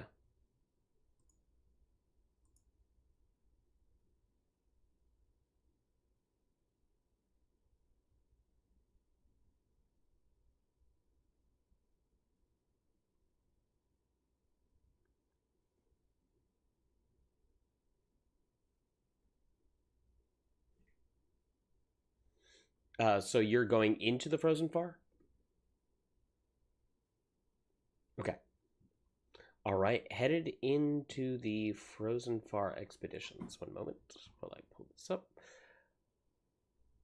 Um,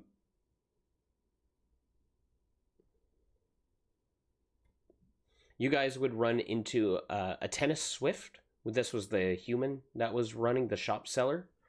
Um, as you guys come in, you can hear him whispering to you, "Hurry, come on, come, hurry!" And he's kind of waving people in. And as you guys are the last ones in, he shuts the door, locks it, bars it, and pushes stuff against the door before hiding behind the counter.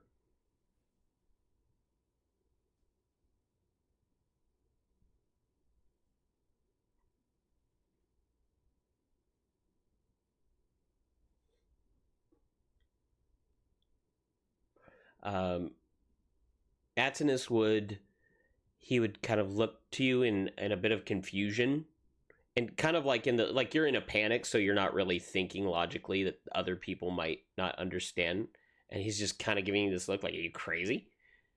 And say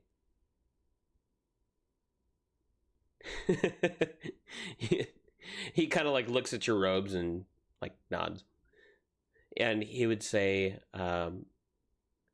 she's been angered. We it's time we have to do it. Quick, everybody, empty your satchels. And you see everybody start to empty their bags with that all have like rations and food and all sorts of um, different delicacies and things to eat, that they just create a pile. And then he's going to turn to you and look at you expectingly the same way.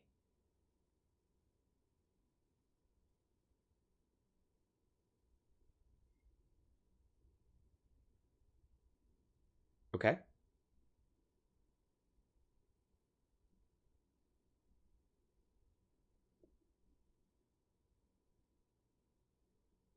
Okay?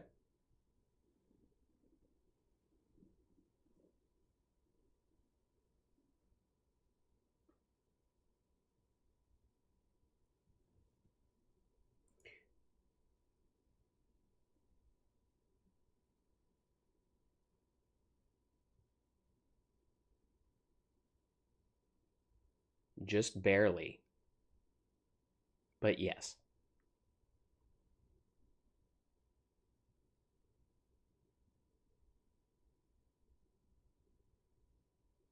So with that, what you would see then is them all start to draw sticks. And one of them draws the shortest. And you can kind of see like the sweat, the nervousness just kind of roll down the face as they go over and they pick up the food. And they kind of turn back and look at everybody. Atnus just kind of stands up and waves him, kind of like shoos him on. And you would see that he goes over. A couple guys just, oh, you want to stop him? Okay.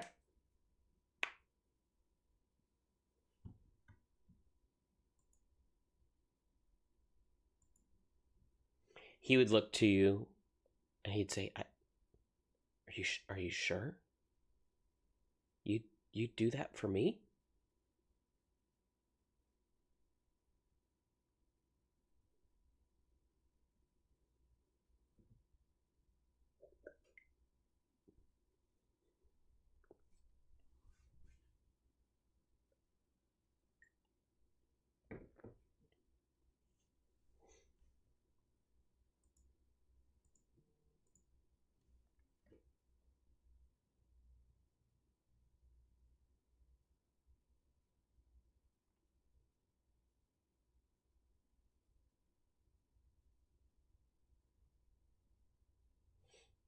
Mm.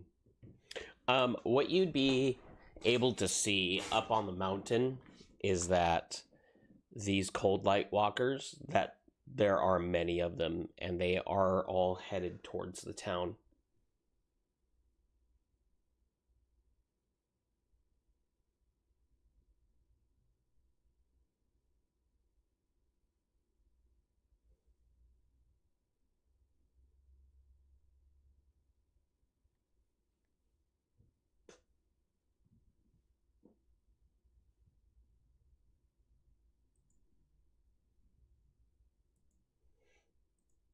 he would just kind of stand there for a second. Atnus would stand up and walk over to you, Belle, and he'd say, I don't think you know what you're getting yourself into. The sacrifice may be food, but those cold light walkers think you are the food.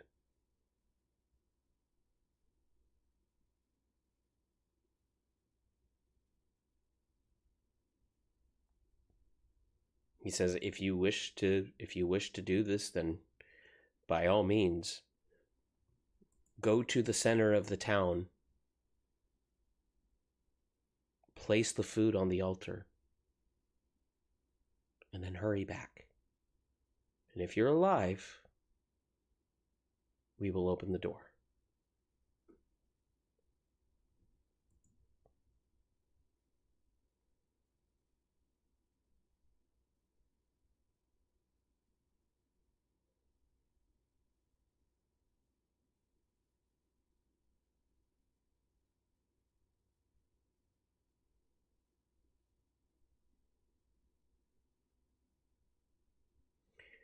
As you begin to go outside, Atenus says again, there's hundreds out there.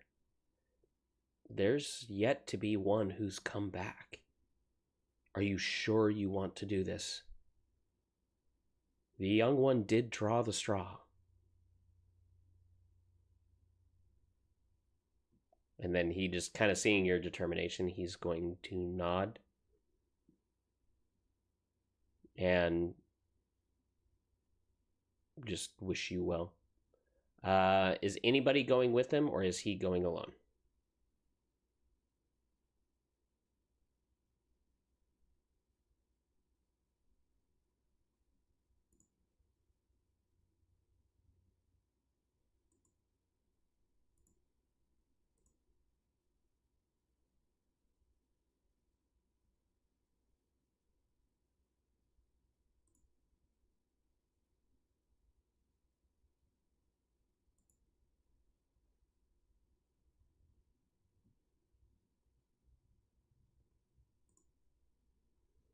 Okay, 1 second.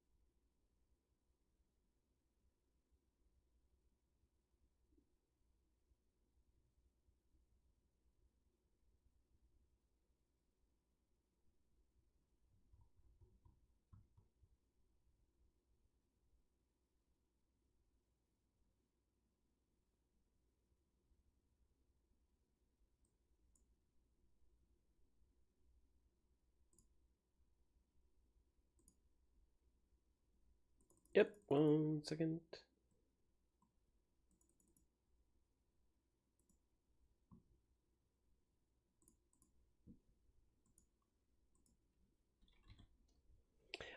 You would have, yes. And what you would see is this fountain, what looks like a frozen fountain of a guardian angel standing out to it. At its feet, there seems to be a plate. Let me pull these.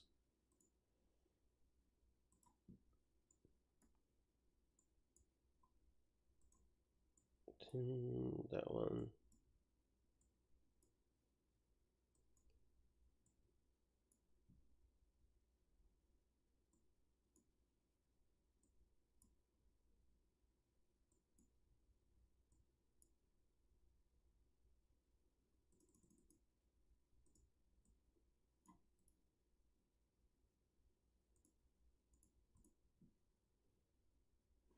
Okay, and now I just need to put your guys' tokens on there.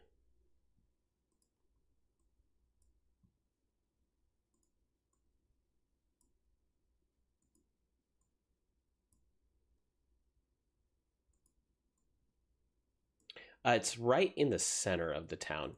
So if you look at the map itself, right in between the hook, line, and sinker, there's the building. It's like right in here. All right, I will switch us maps.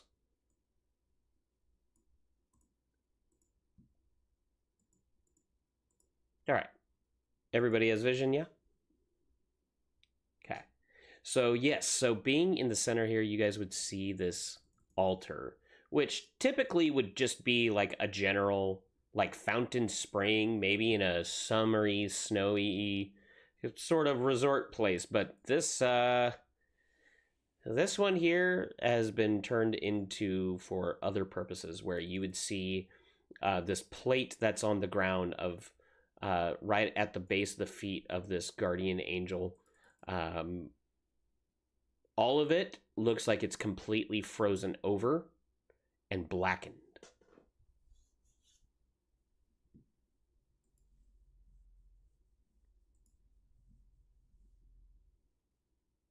Oh, as far as the ice?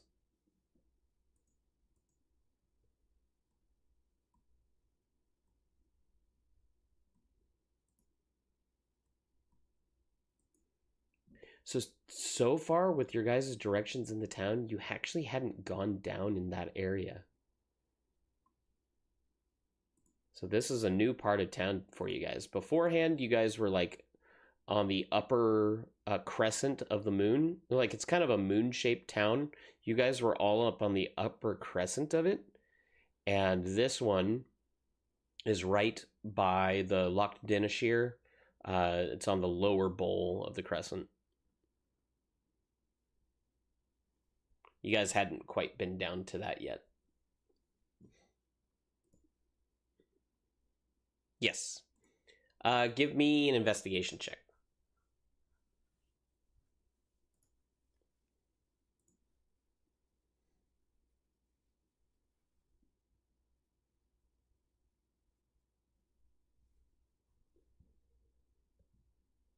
Yeah. Yes. You said you were gonna do that with help. Yep.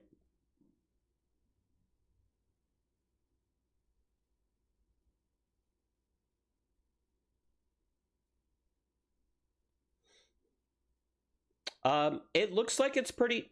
It looks frozen over.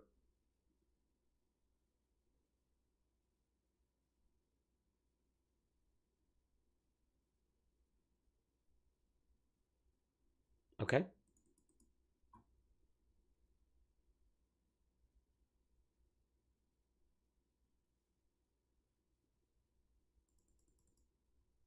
Yes. So that's. There looks to be like a good handful of food that's on there. This is the blackened stuff.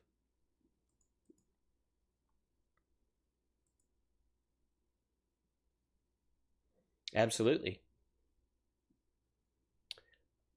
Give me a religion check, and then Andrew and Anson, give me perception.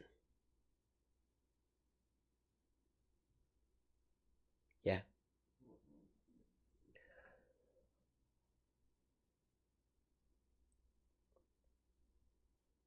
Um, let's hear for the religion check. Raiden, you would not recognize this deity. In fact, looking at it, it does look more like, with the hood over its face, it looks more like a generic guardian angel. That it doesn't necessarily match to anyone. Probably something that somebody erected just as like a symbol of hope. Um, Andrew, you start hearing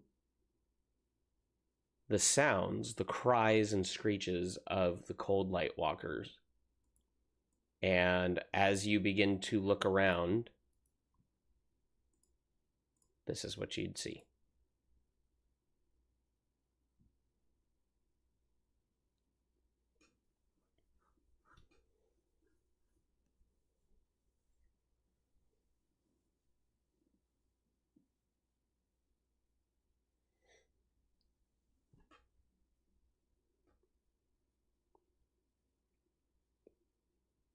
Belle, are you placing down the food? How are you placing it on this tray?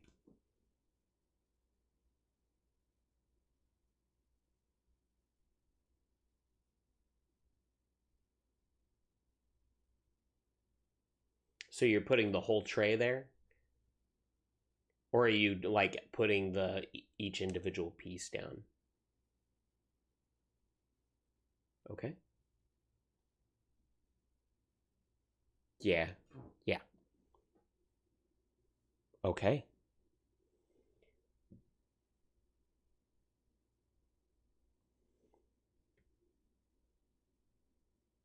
As you place it down, Belle, you notice that nothing happens.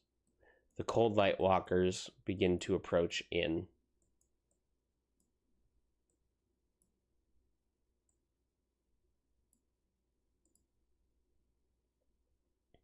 No, as far as like they're just beginning to circle in.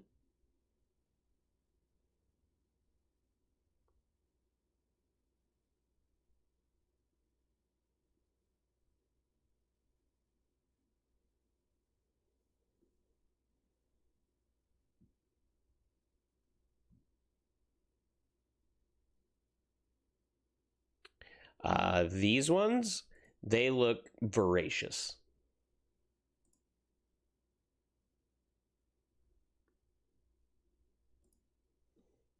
All right, which direction are you guys going? South?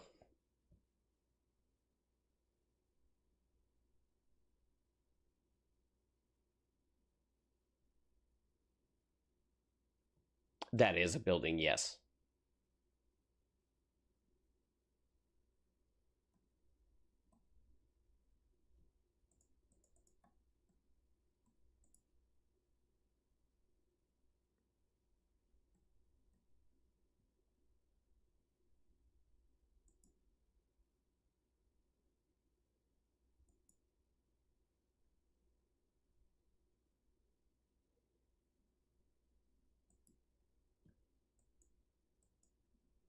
All right.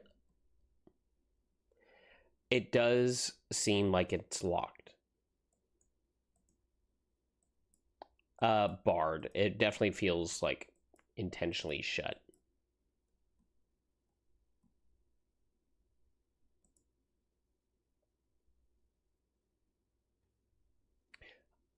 I need you guys to go ahead and give me a stealth check.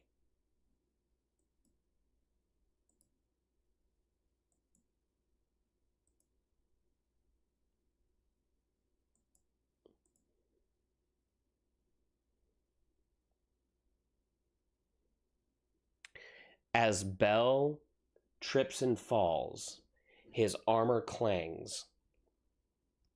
The cold light walkers all turn their direction towards you guys.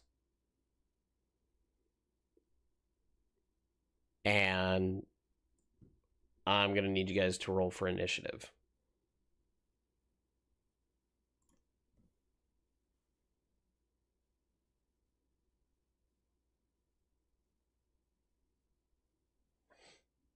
From where you guys are at, you guys would be able to run. Like if you guys are trying to run away, yes.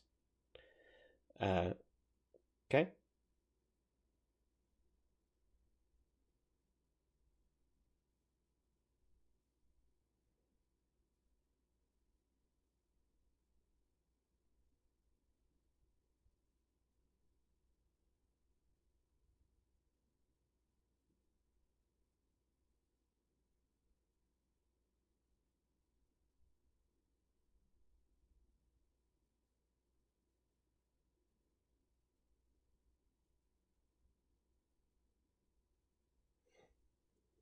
If you guys are all running, then I won't have you guys roll for initiative on that, but I just wanted to be sure first before. Yeah.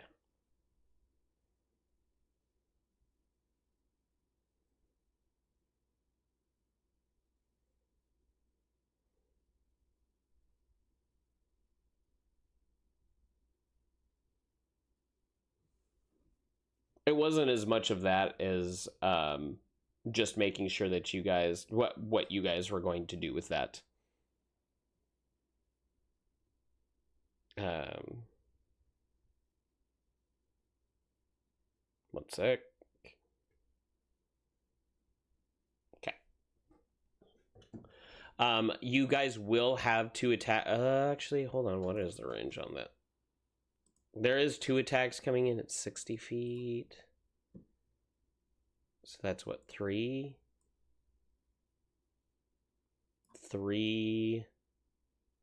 4 attacks, singular attacks, not the double. Yeah. So this first one here is going to go ahead casting its Cold Ray at Raiden for its first attack. That's the wrong one. Cold Ray. That's a miss. Making sure it doesn't do any weird effects, so we're good. Second one is going towards Andrew.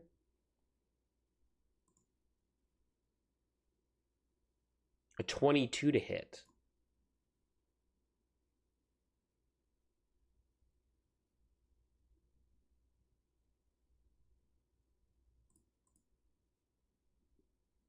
Okay. Nicely done. Rare that I see people use that spell anymore. All right. And so you take resistance to that, is that correct? Yeah. So the 19, so it'd be 9 points of cold damage. The third one is going to go towards Anson.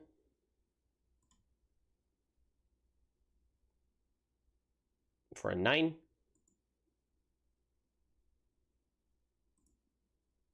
Yeah.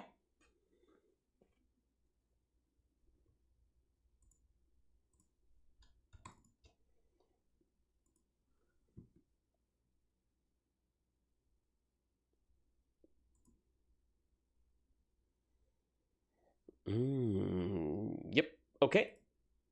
So disadvantage, Cold Ray coming in. On a 6, another miss. Wow, 27 cold damage. Holy shit.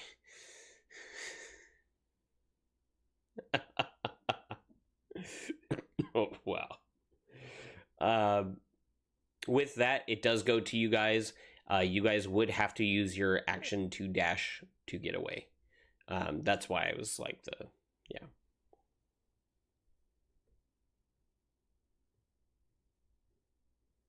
Okay. So what will happen in that case is 1, 2, let's see here. 5, 10, 15, 20, 25, 30. We'll move up and another cold ray towards you, Bell.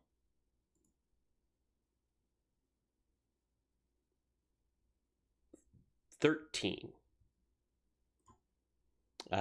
So with that, all right. What is it? If disadvantage on the attack roll? Yep, it's missed. Great. With that, you guys are able to get away from these 5 cold light walkers. What you would see as you begin running through the town is you would see like dozens of them begin pouring in more and more, and they are coming up to the doors. You can tell that there is some sort of intelligence to them, that they are lurking and searching for something.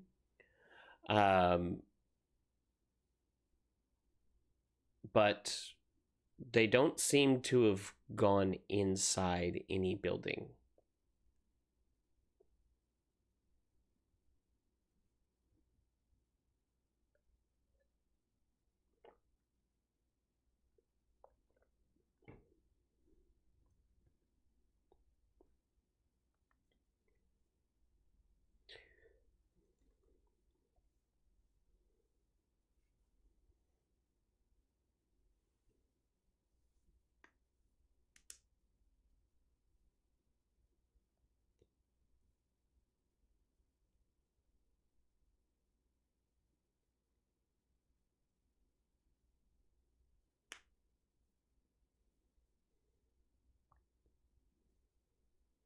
basically playing Ding Dong Ditch at every house as you're going. But,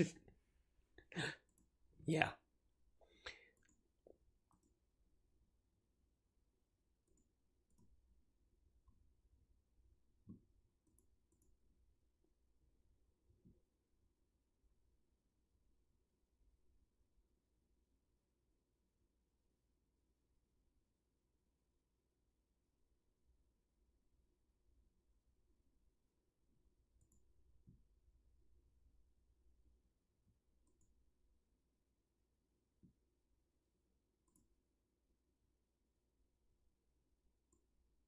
I'm going to go ahead and move you guys back to this map.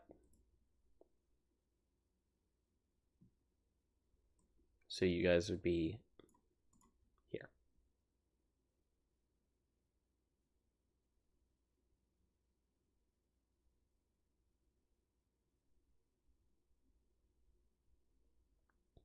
For the general layout of this map, what you would see is that these are the paths leading up, right? There is a legitimate road. All this is like hiking up because you're going up almost like switchbacks to get up top.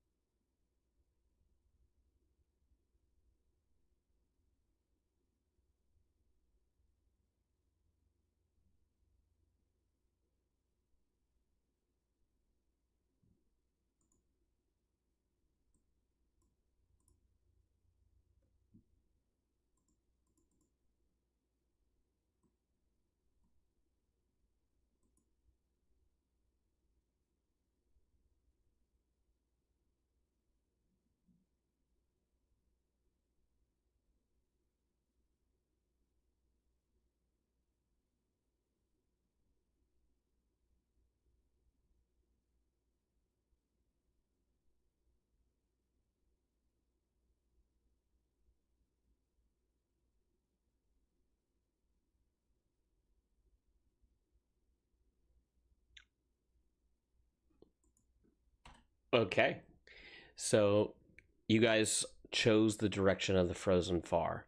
Running out this way across its main path, going up, as you guys begin running along, you would hear the screams of people as you hear like a breaking in, like the sound of like it's being like the rooms being tossed sort of thing.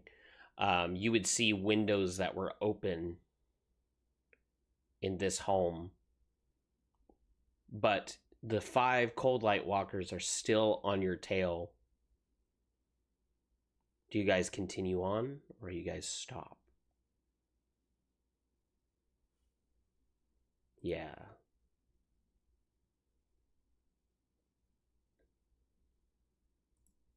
Mm-hmm. This is where it gets tricky.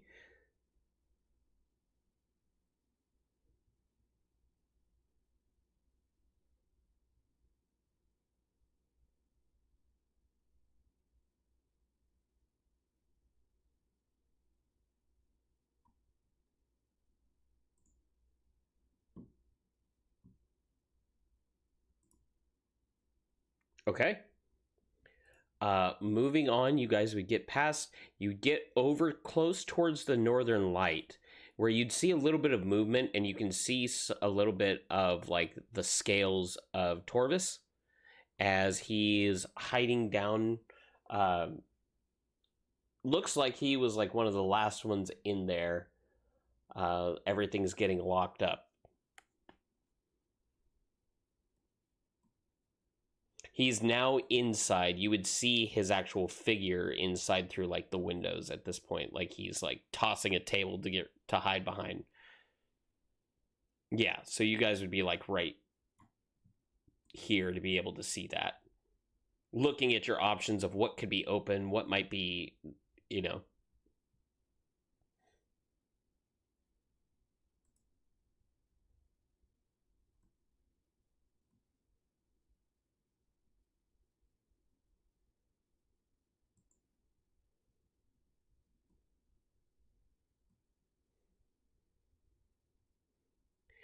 As as you yell that, you would hear the voice of Allie saying, "Sorry, we're closed.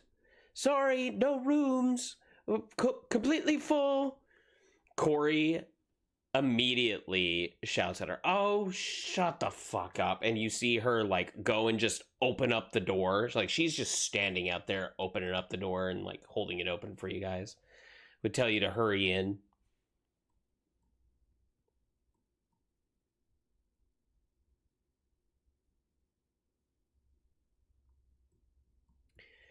You guys would get into the northern light.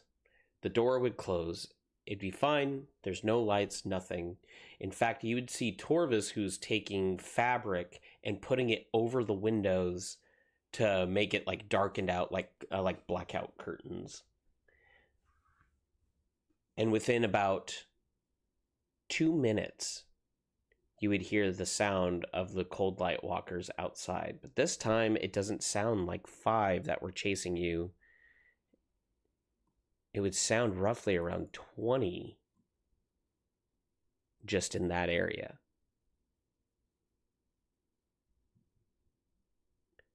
Torvis would look at you and he would signal just by putting a finger over his mouth, showing to be silent. Everybody else would be laying there, except for one person you'd hear sneeze. And as soon as they sneeze, everybody, like their head whips around and looks at that person, and everybody lies still. The sounds of the cold walkers stop.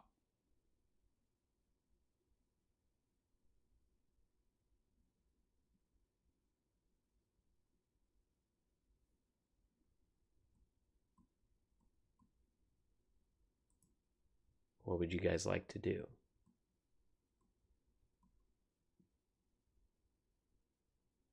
You guys are currently in the lower level of the Northern Light, over in the bar section where initially Andrew had like gone to meet Corey and talked about Bahamut.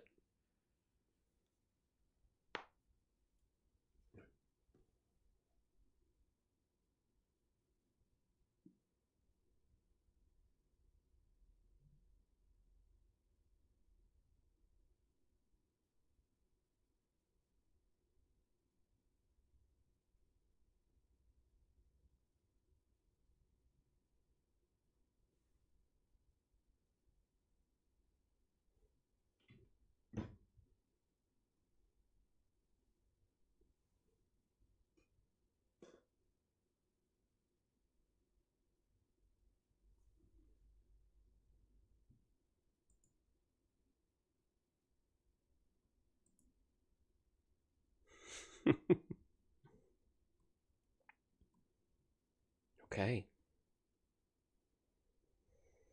You guys wait 5 minutes, 10, 20, an hour.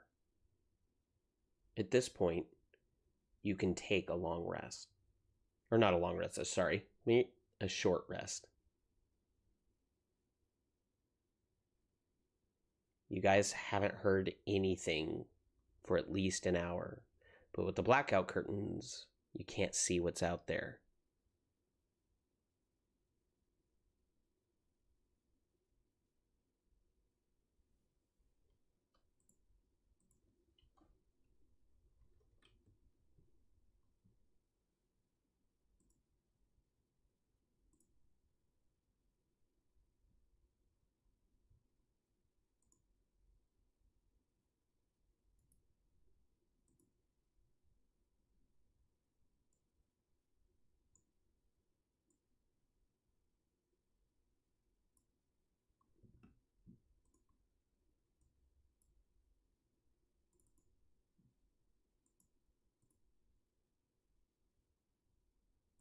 Sorry, who were you saying that to?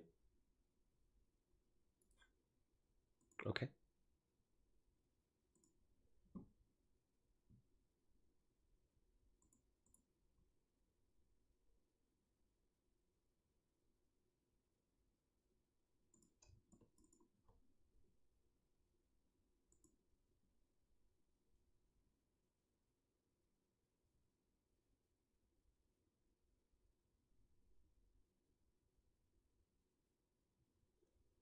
Okay.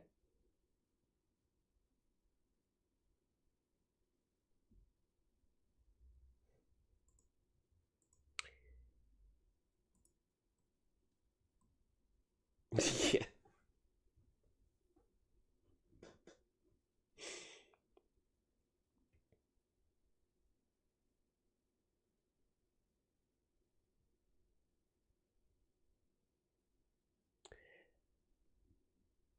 You would see Trovis walk over and open up, just slightly open up the blind. And as he does, you can see that he falls backwards, staring through the window. You see a pair of eyes, golden, the face of an owl with two horns that come out protruding from its head. Its body feathered like an owl, but much more built like a bear. Claw-like talons on its hands, just staring back.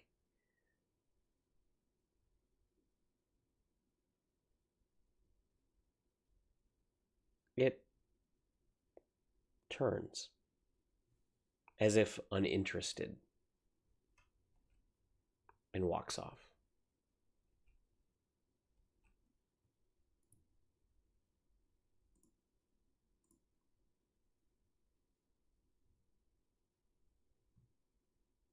It comes back. No, it doesn't.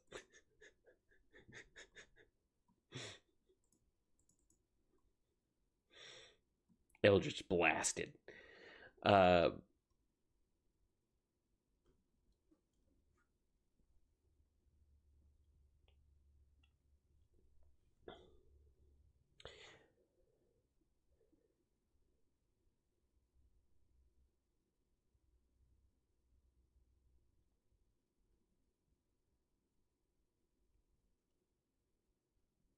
You guys would see with the curtain, like as he fell, like the curtain got slightly ripped down. As the disappearance of the creature, the blizzard stops. The cold light walkers are completely gone.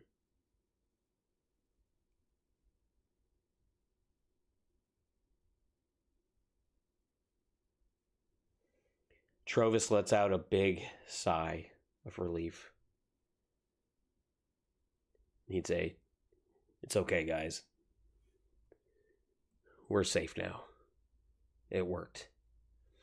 Allie is just in the corner, just bawling her eyes out. Just like bad, ugly crying.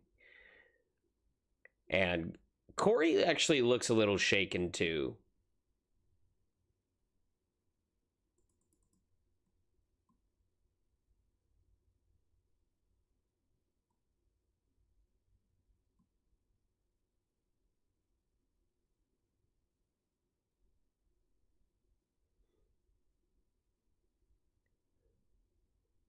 He'd turn and say, "It's her. That's horrible."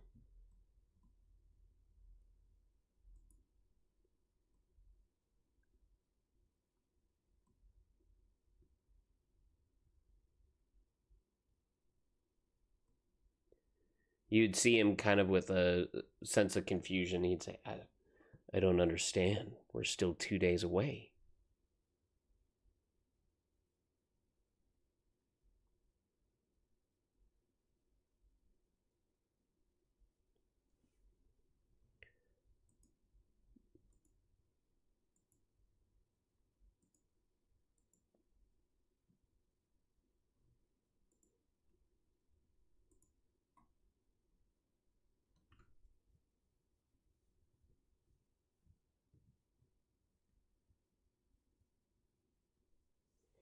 You would see a big smile across her face. Her nerves just finally drop. And she says, "Thank you, Andrew. It means so much that you brought this back to us."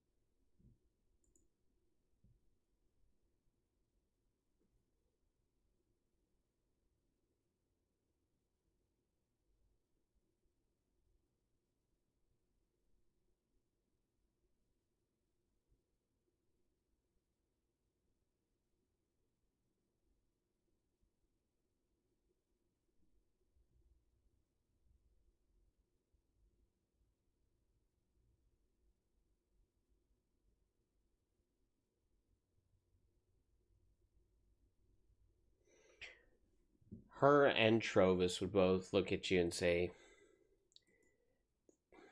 "That is concerning. Though not necessarily new news. Seems there's been a disturbance down uh, in the other care."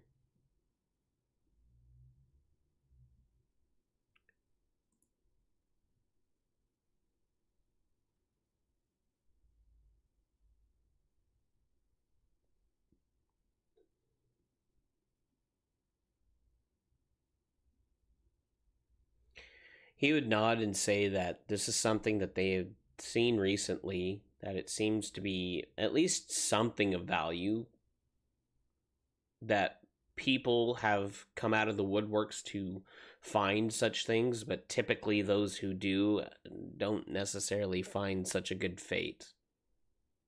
They've yet to find if it belongs to somebody or if there are people that are after it. But many adventurers have ended up dead because of it. Whether it was from others attacking them, but they also came across cases of some of their own party members attacking each other.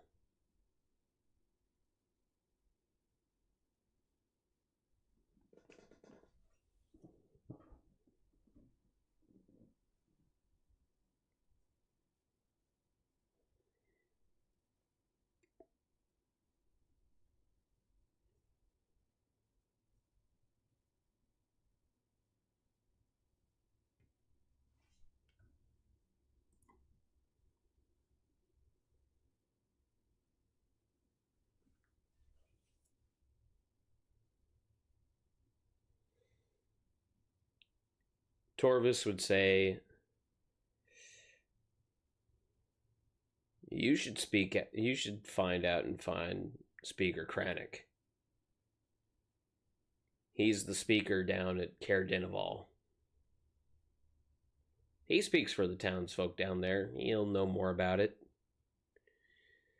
But fair warning, he's a bit of a bully who likes to shout and uses theatrics to make his point. Although, last few months, he's been reportedly ill. Rarely makes public appearances anymore. Hides away in his fort. In fact, you can go to the keep at Caer Dineval. If you check on him, that would actually do us a favor as well. But there you should find some information. He might also know more on this reasoning for why Orals appeared so early. You guys were lucky to come in when you did. If you'd been out there, you'd have been dead."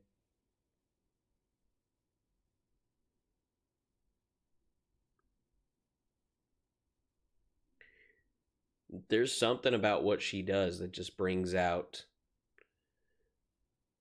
these creatures of the frozen, those who have died and lost being out in the tundras, being out in the snow. You yourselves, if you would have died getting lost in the blizzards, would eventually end up in a cruel fate like that as one of them. What you just witnessed weren't hundreds of creatures. What you witnessed was hundreds of townsfolk.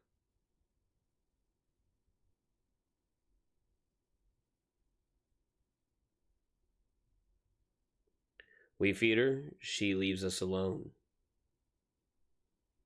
Each town has their sacrifice, and though I don't agree with some of them, that's sort of the way of things up here.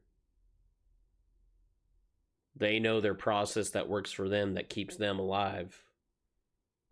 As much as I don't like it, it's not my place. I'm the speaker for this town here, and I don't allow those kind of things here, but outside of that, I have no jurisdiction.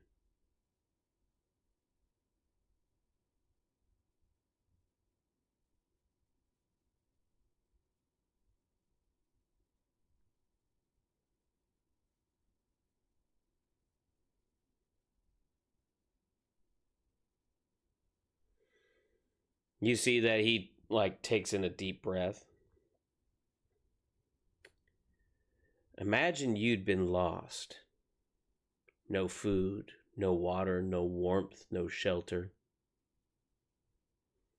You lost your family, your friends, everything.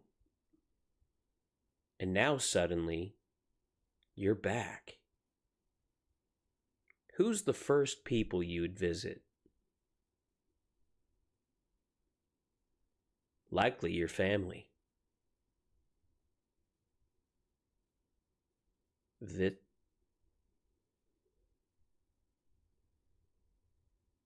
I don't pretend to know all about how they work. All I know is from what I've seen and the stories told. People finding their loved ones who had went missing.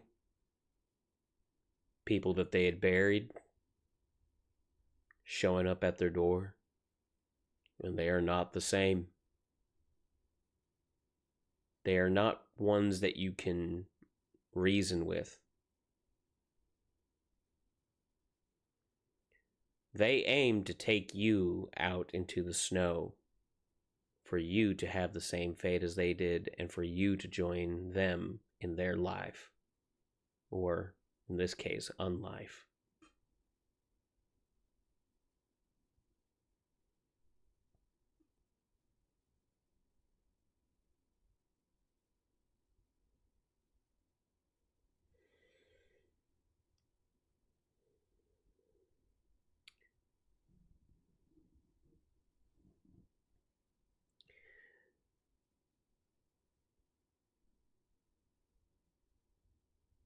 We can hold them here. We don't have much of a prison, though. Care Denival definitely will have more of that, but me personally, I'm a little interested on why they want to attack the towns and what it is they aim for and why they're here up on our side of the mountain.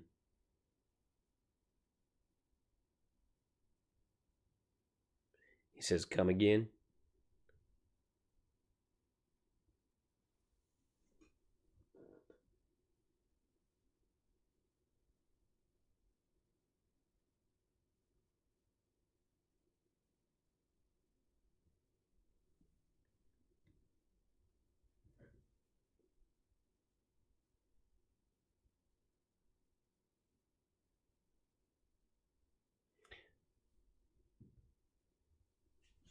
Say, as you say that, you can see that he definitely gets a little bit more tempered, and he says, now that is something I definitely want to talk to them about. Where are they?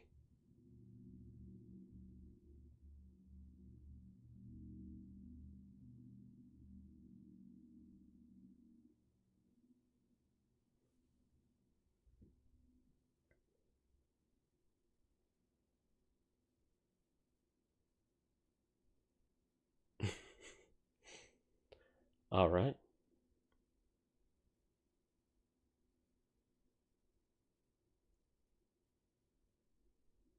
Uh, Give me a perception check first.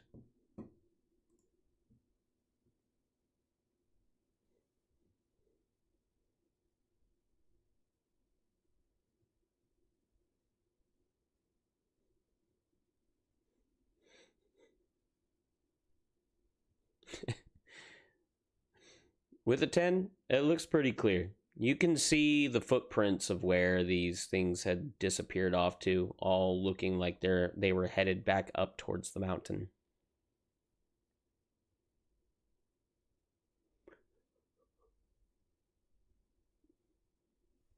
So with that, you're sprinting up to the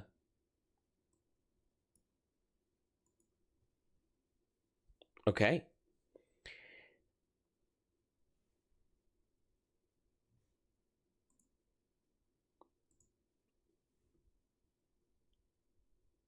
As you get up there,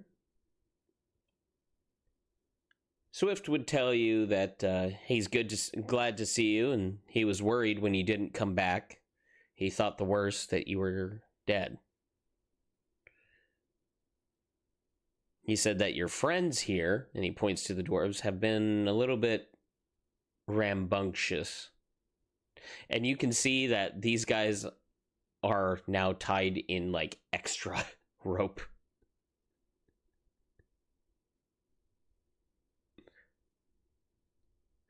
Yeah, make me an unarmed strike with advantage.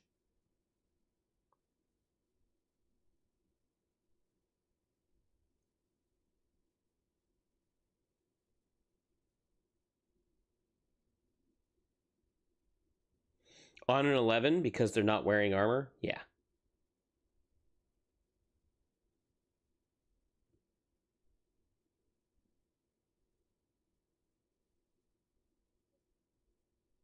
Yep. Why? What is with? I don't know. Are you rolling from D&D Beyond or from your character sheet on Roll20? Huh.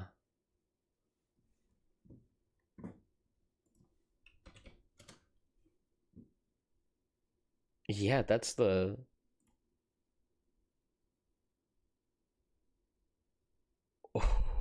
What? Okay, hold on a second, because I'm going to roll this. I just want to see how this... Here we go.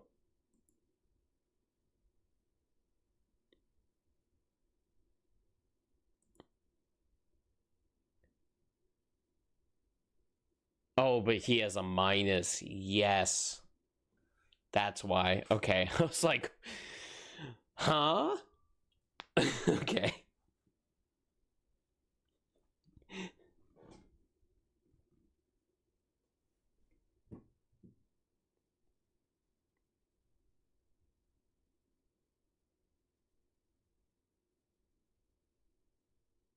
Yeah, that's so. Yeah, we'll definitely claim it at least one day.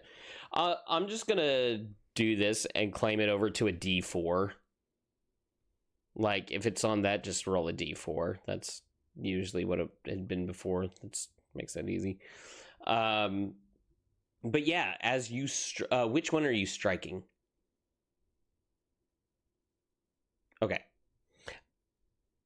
So coming over and punching Nildar in the face. You hear him just ow, and mm-hmm. You hit like a girl. Uh,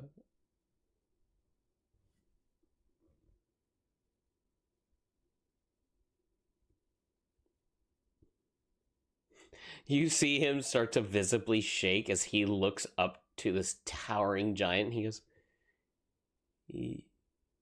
"You hit like a girl?" And you see him just start to flinch and just wait.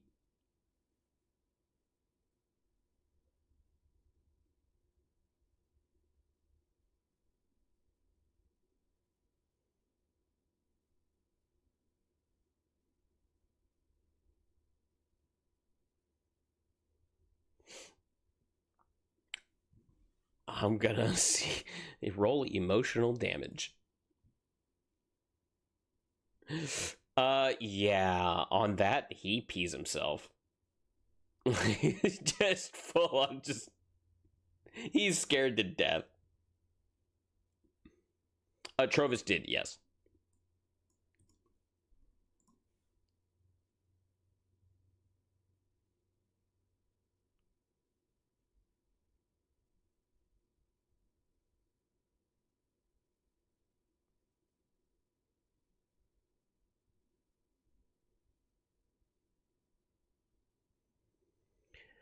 Nildar would say, "No, but my dad would. My dad would know. He's mentioned something of this before in his study. Uh, I don't really know about his dealings in that, but it seemed to have him worried."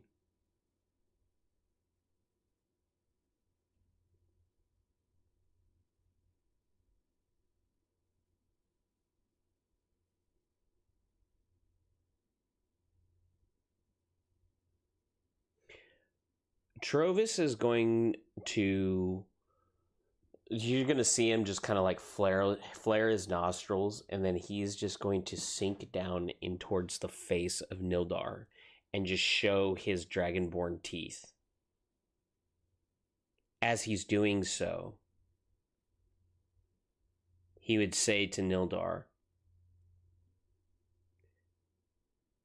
"So you said something about killing us folk here, huh? Using our souls?"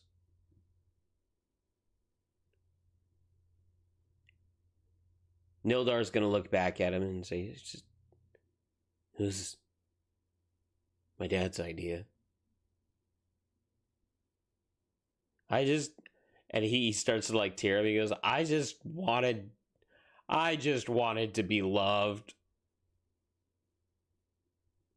Brother was the favorite. My mom died. Okay, I just wanted some affection, and I went and thought I could help Dad, and now I'm here, and now I'm like this." And he's just like he's a total mess. And say, I don't know anything more. I just know about the souls, okay? What I know is what he told me. The basics that he needed souls to complete his ritual. I don't know what it's for, but that's why he was making the Chardalyn dragon. All I was tasked with was collecting the Chardalyn, and I wasn't even really in charge of that. He mostly put me as a housekeeper for the keep.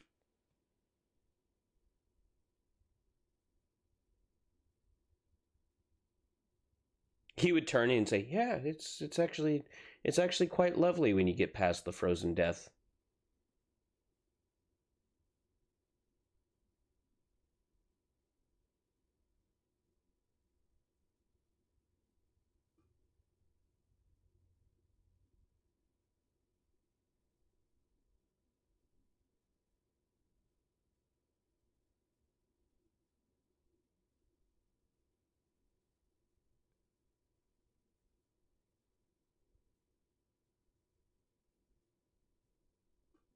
Drovis would say, "I think we got a spot for him."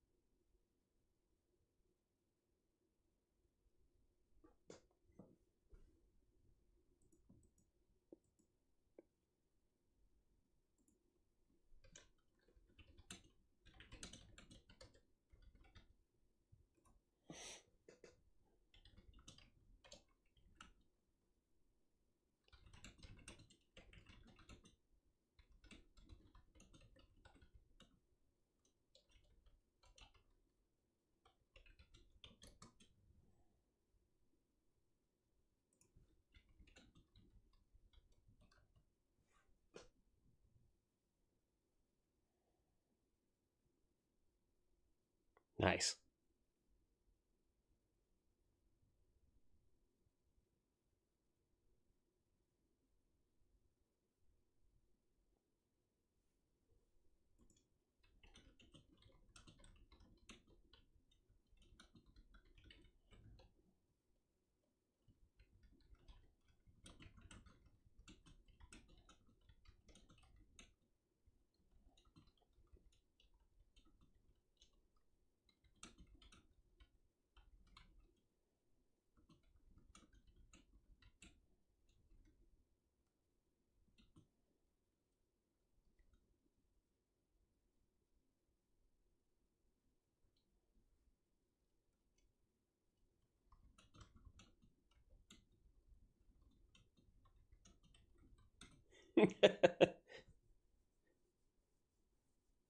Some of those.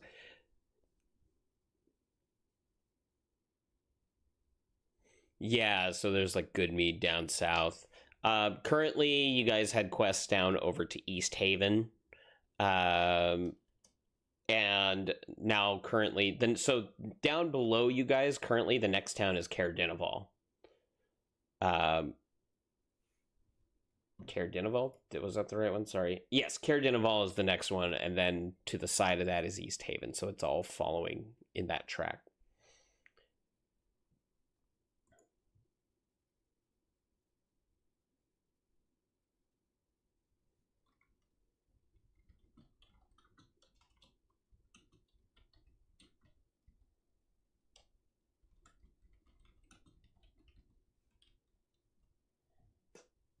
Hmm.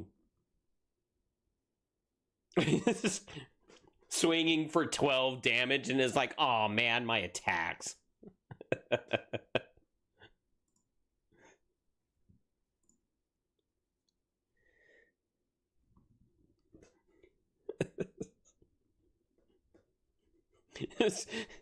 it's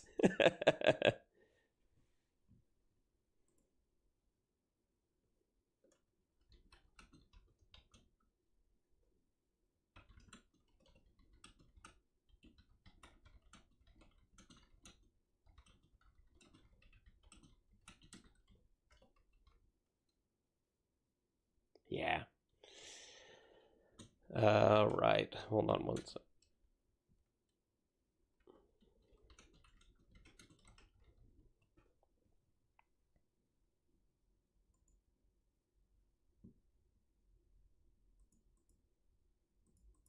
Yeah, going through the town. Okay. Okay.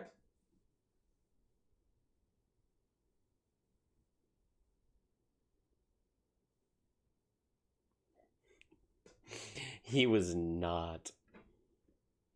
Yeah, so the difference is that he was a regular dwarf. Uh yeah, this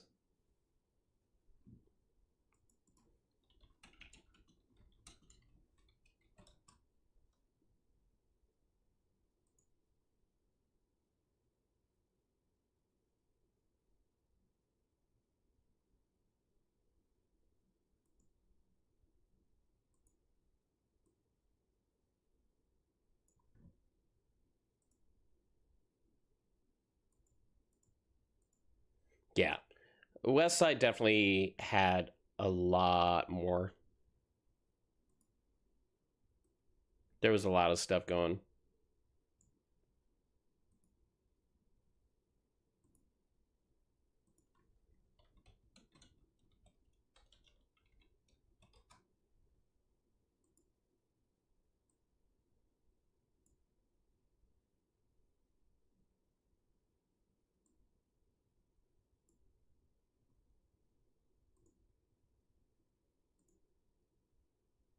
And sort of stomps angrily back to her room and gathers her stuff and sort of just heads out into whatever like the nearest bit of forest or like rock cover whatever is like near the town and just like sets up camp there. Okay.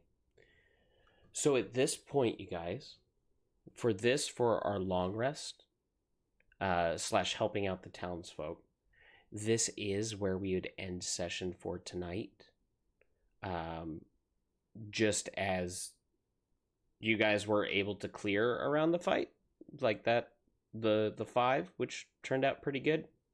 Um, and we'd pick up next week of going into Caer partially because that one's gonna take a little bit longer to get through. So I want to make sure you guys have the appropriate time to do that. Cool. Yeah, that sounds fine. As for the townsfolk, Belle, one thing you would notice is that there is definitely deaths within the town. Yeah. I mean, He would try to like prevent, like if someone's like bleeding out, like he would try to like save them. Yeah. But if if there are any corpses, he would suggest to like burn them because he will tell them like, hey, there's gonna be coming back up basically as like zombies and stuff. So he will suggest to everybody to at least burn the bodies. All right. Um, so we'll pick up from that next week. Let's hear what is next week. The 11th. 11th, yep. Everybody good on scheduling for that? Yeah, Yep. I I'm all believe good. that I'm all good as well. For level 5, right? Yeah, if only. For you guys to know, March 18th, that one, as well as the Tuesday after. So March 18th through March 25th. That's when I'll be in Australia, so I won't be able to do session on those weeks. But yeah. Okay, I mean that's Yeah. that's fine by me. Cool.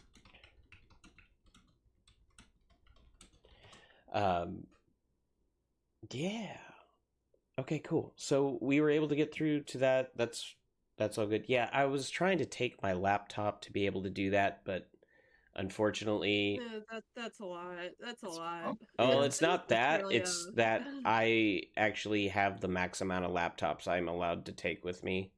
So you're only allowed to have a certain number of laptops when you fly over there without it being considered like a different type of like permit that you need to get into the country. Just wild things like that. I was like, what? Too technological. Yeah, I was like, huh? I can't, like, so if I just showed up with 5 laptops, they'd be like, no, you can't. Okay. So, yeah, so because I had to, since I have to bring my laptops for the work stuff, I couldn't do that. Yeah. So, but yeah, otherwise we'll have those sessions coming up and should be going good. I do have the slot open on Start Playing Games as well as on Roll20 for those, for like if to find a 5th player, and just go from there. How did you guys feel about that as far as 4 players versus 5 players tonight? Did you feel like that was too challenging? Still not enough challenging? Where did you guys sit on that? The campaign's I probably was made a for little 4. bit- yeah, I was a little bit nervous without our 5th person, but I felt like we handled it. We handled it pretty good. Okay, cool.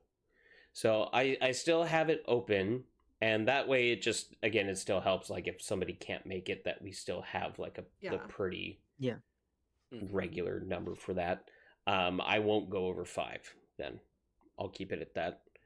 And apparently I need to start throwing more things or something else that's not going to nat 1 all the time. God. Well, if we had to face 2 walkers and the dwarves at the same time, I don't know, that could have been Yeah, that would have messy. been. Well, I think the dwarves were more interested in getting away, but yes, they were. They were trying to get out. Though that sleep spell, that is so powerful, though. Yeah, Jeez. it's good. Well, I think if those saving throws didn't go that way, the fight would have been completely different. I agree. Oh, Like- it basically would have had to all be on all hands on deck and just let the dwarves kind of do their thing and hopefully chase them down later, kind of thing. I guess. But we're all worked out. Just those things are crazy because they're like so much damage. Like they don't hit very often, but when they do, it's just like a truck. It's a lot of damage.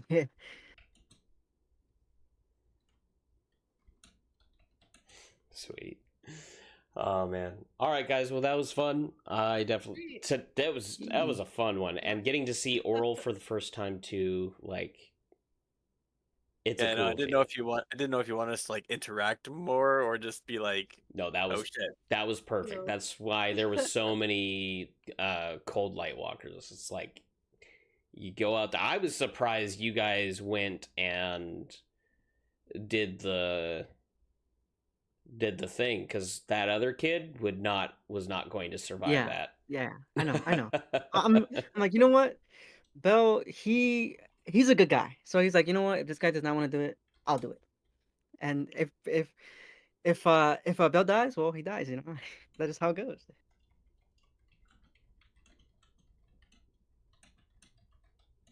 Indeed. Right on. All right. All right, guys. Well, I will catch you next All week. right. Yeah. Next And week. See you next week. yeah, also thanks again for letting us do that. Basically, what it was is I'd been doing like some like D&D TikToks for like new players and DMs and stuff like that, and we had some people that are like, I really want to check this out because I've never played and I just don't know what it's like. And I was like, I think I'd check in with you guys and see on that. So they got to come in, they got to see that, which was really cool. It won't be a regular thing. If you guys want it to be, then sure, but I pretty much just try to keep it as it was more of like a teaching and informational for them. So Yeah, thank you for allowing that. I hope we were a good example of what to do and maybe what not to do. Yeah. Yeah. Cast sleep, bonk all the dwarves, and Yes, then just yeah. let the barbarian handle everything else. It's fine. Yep. All right, guys. Good night, y'all. All right. Yeah. See Good y'all night. next Everything. week. Bye bye.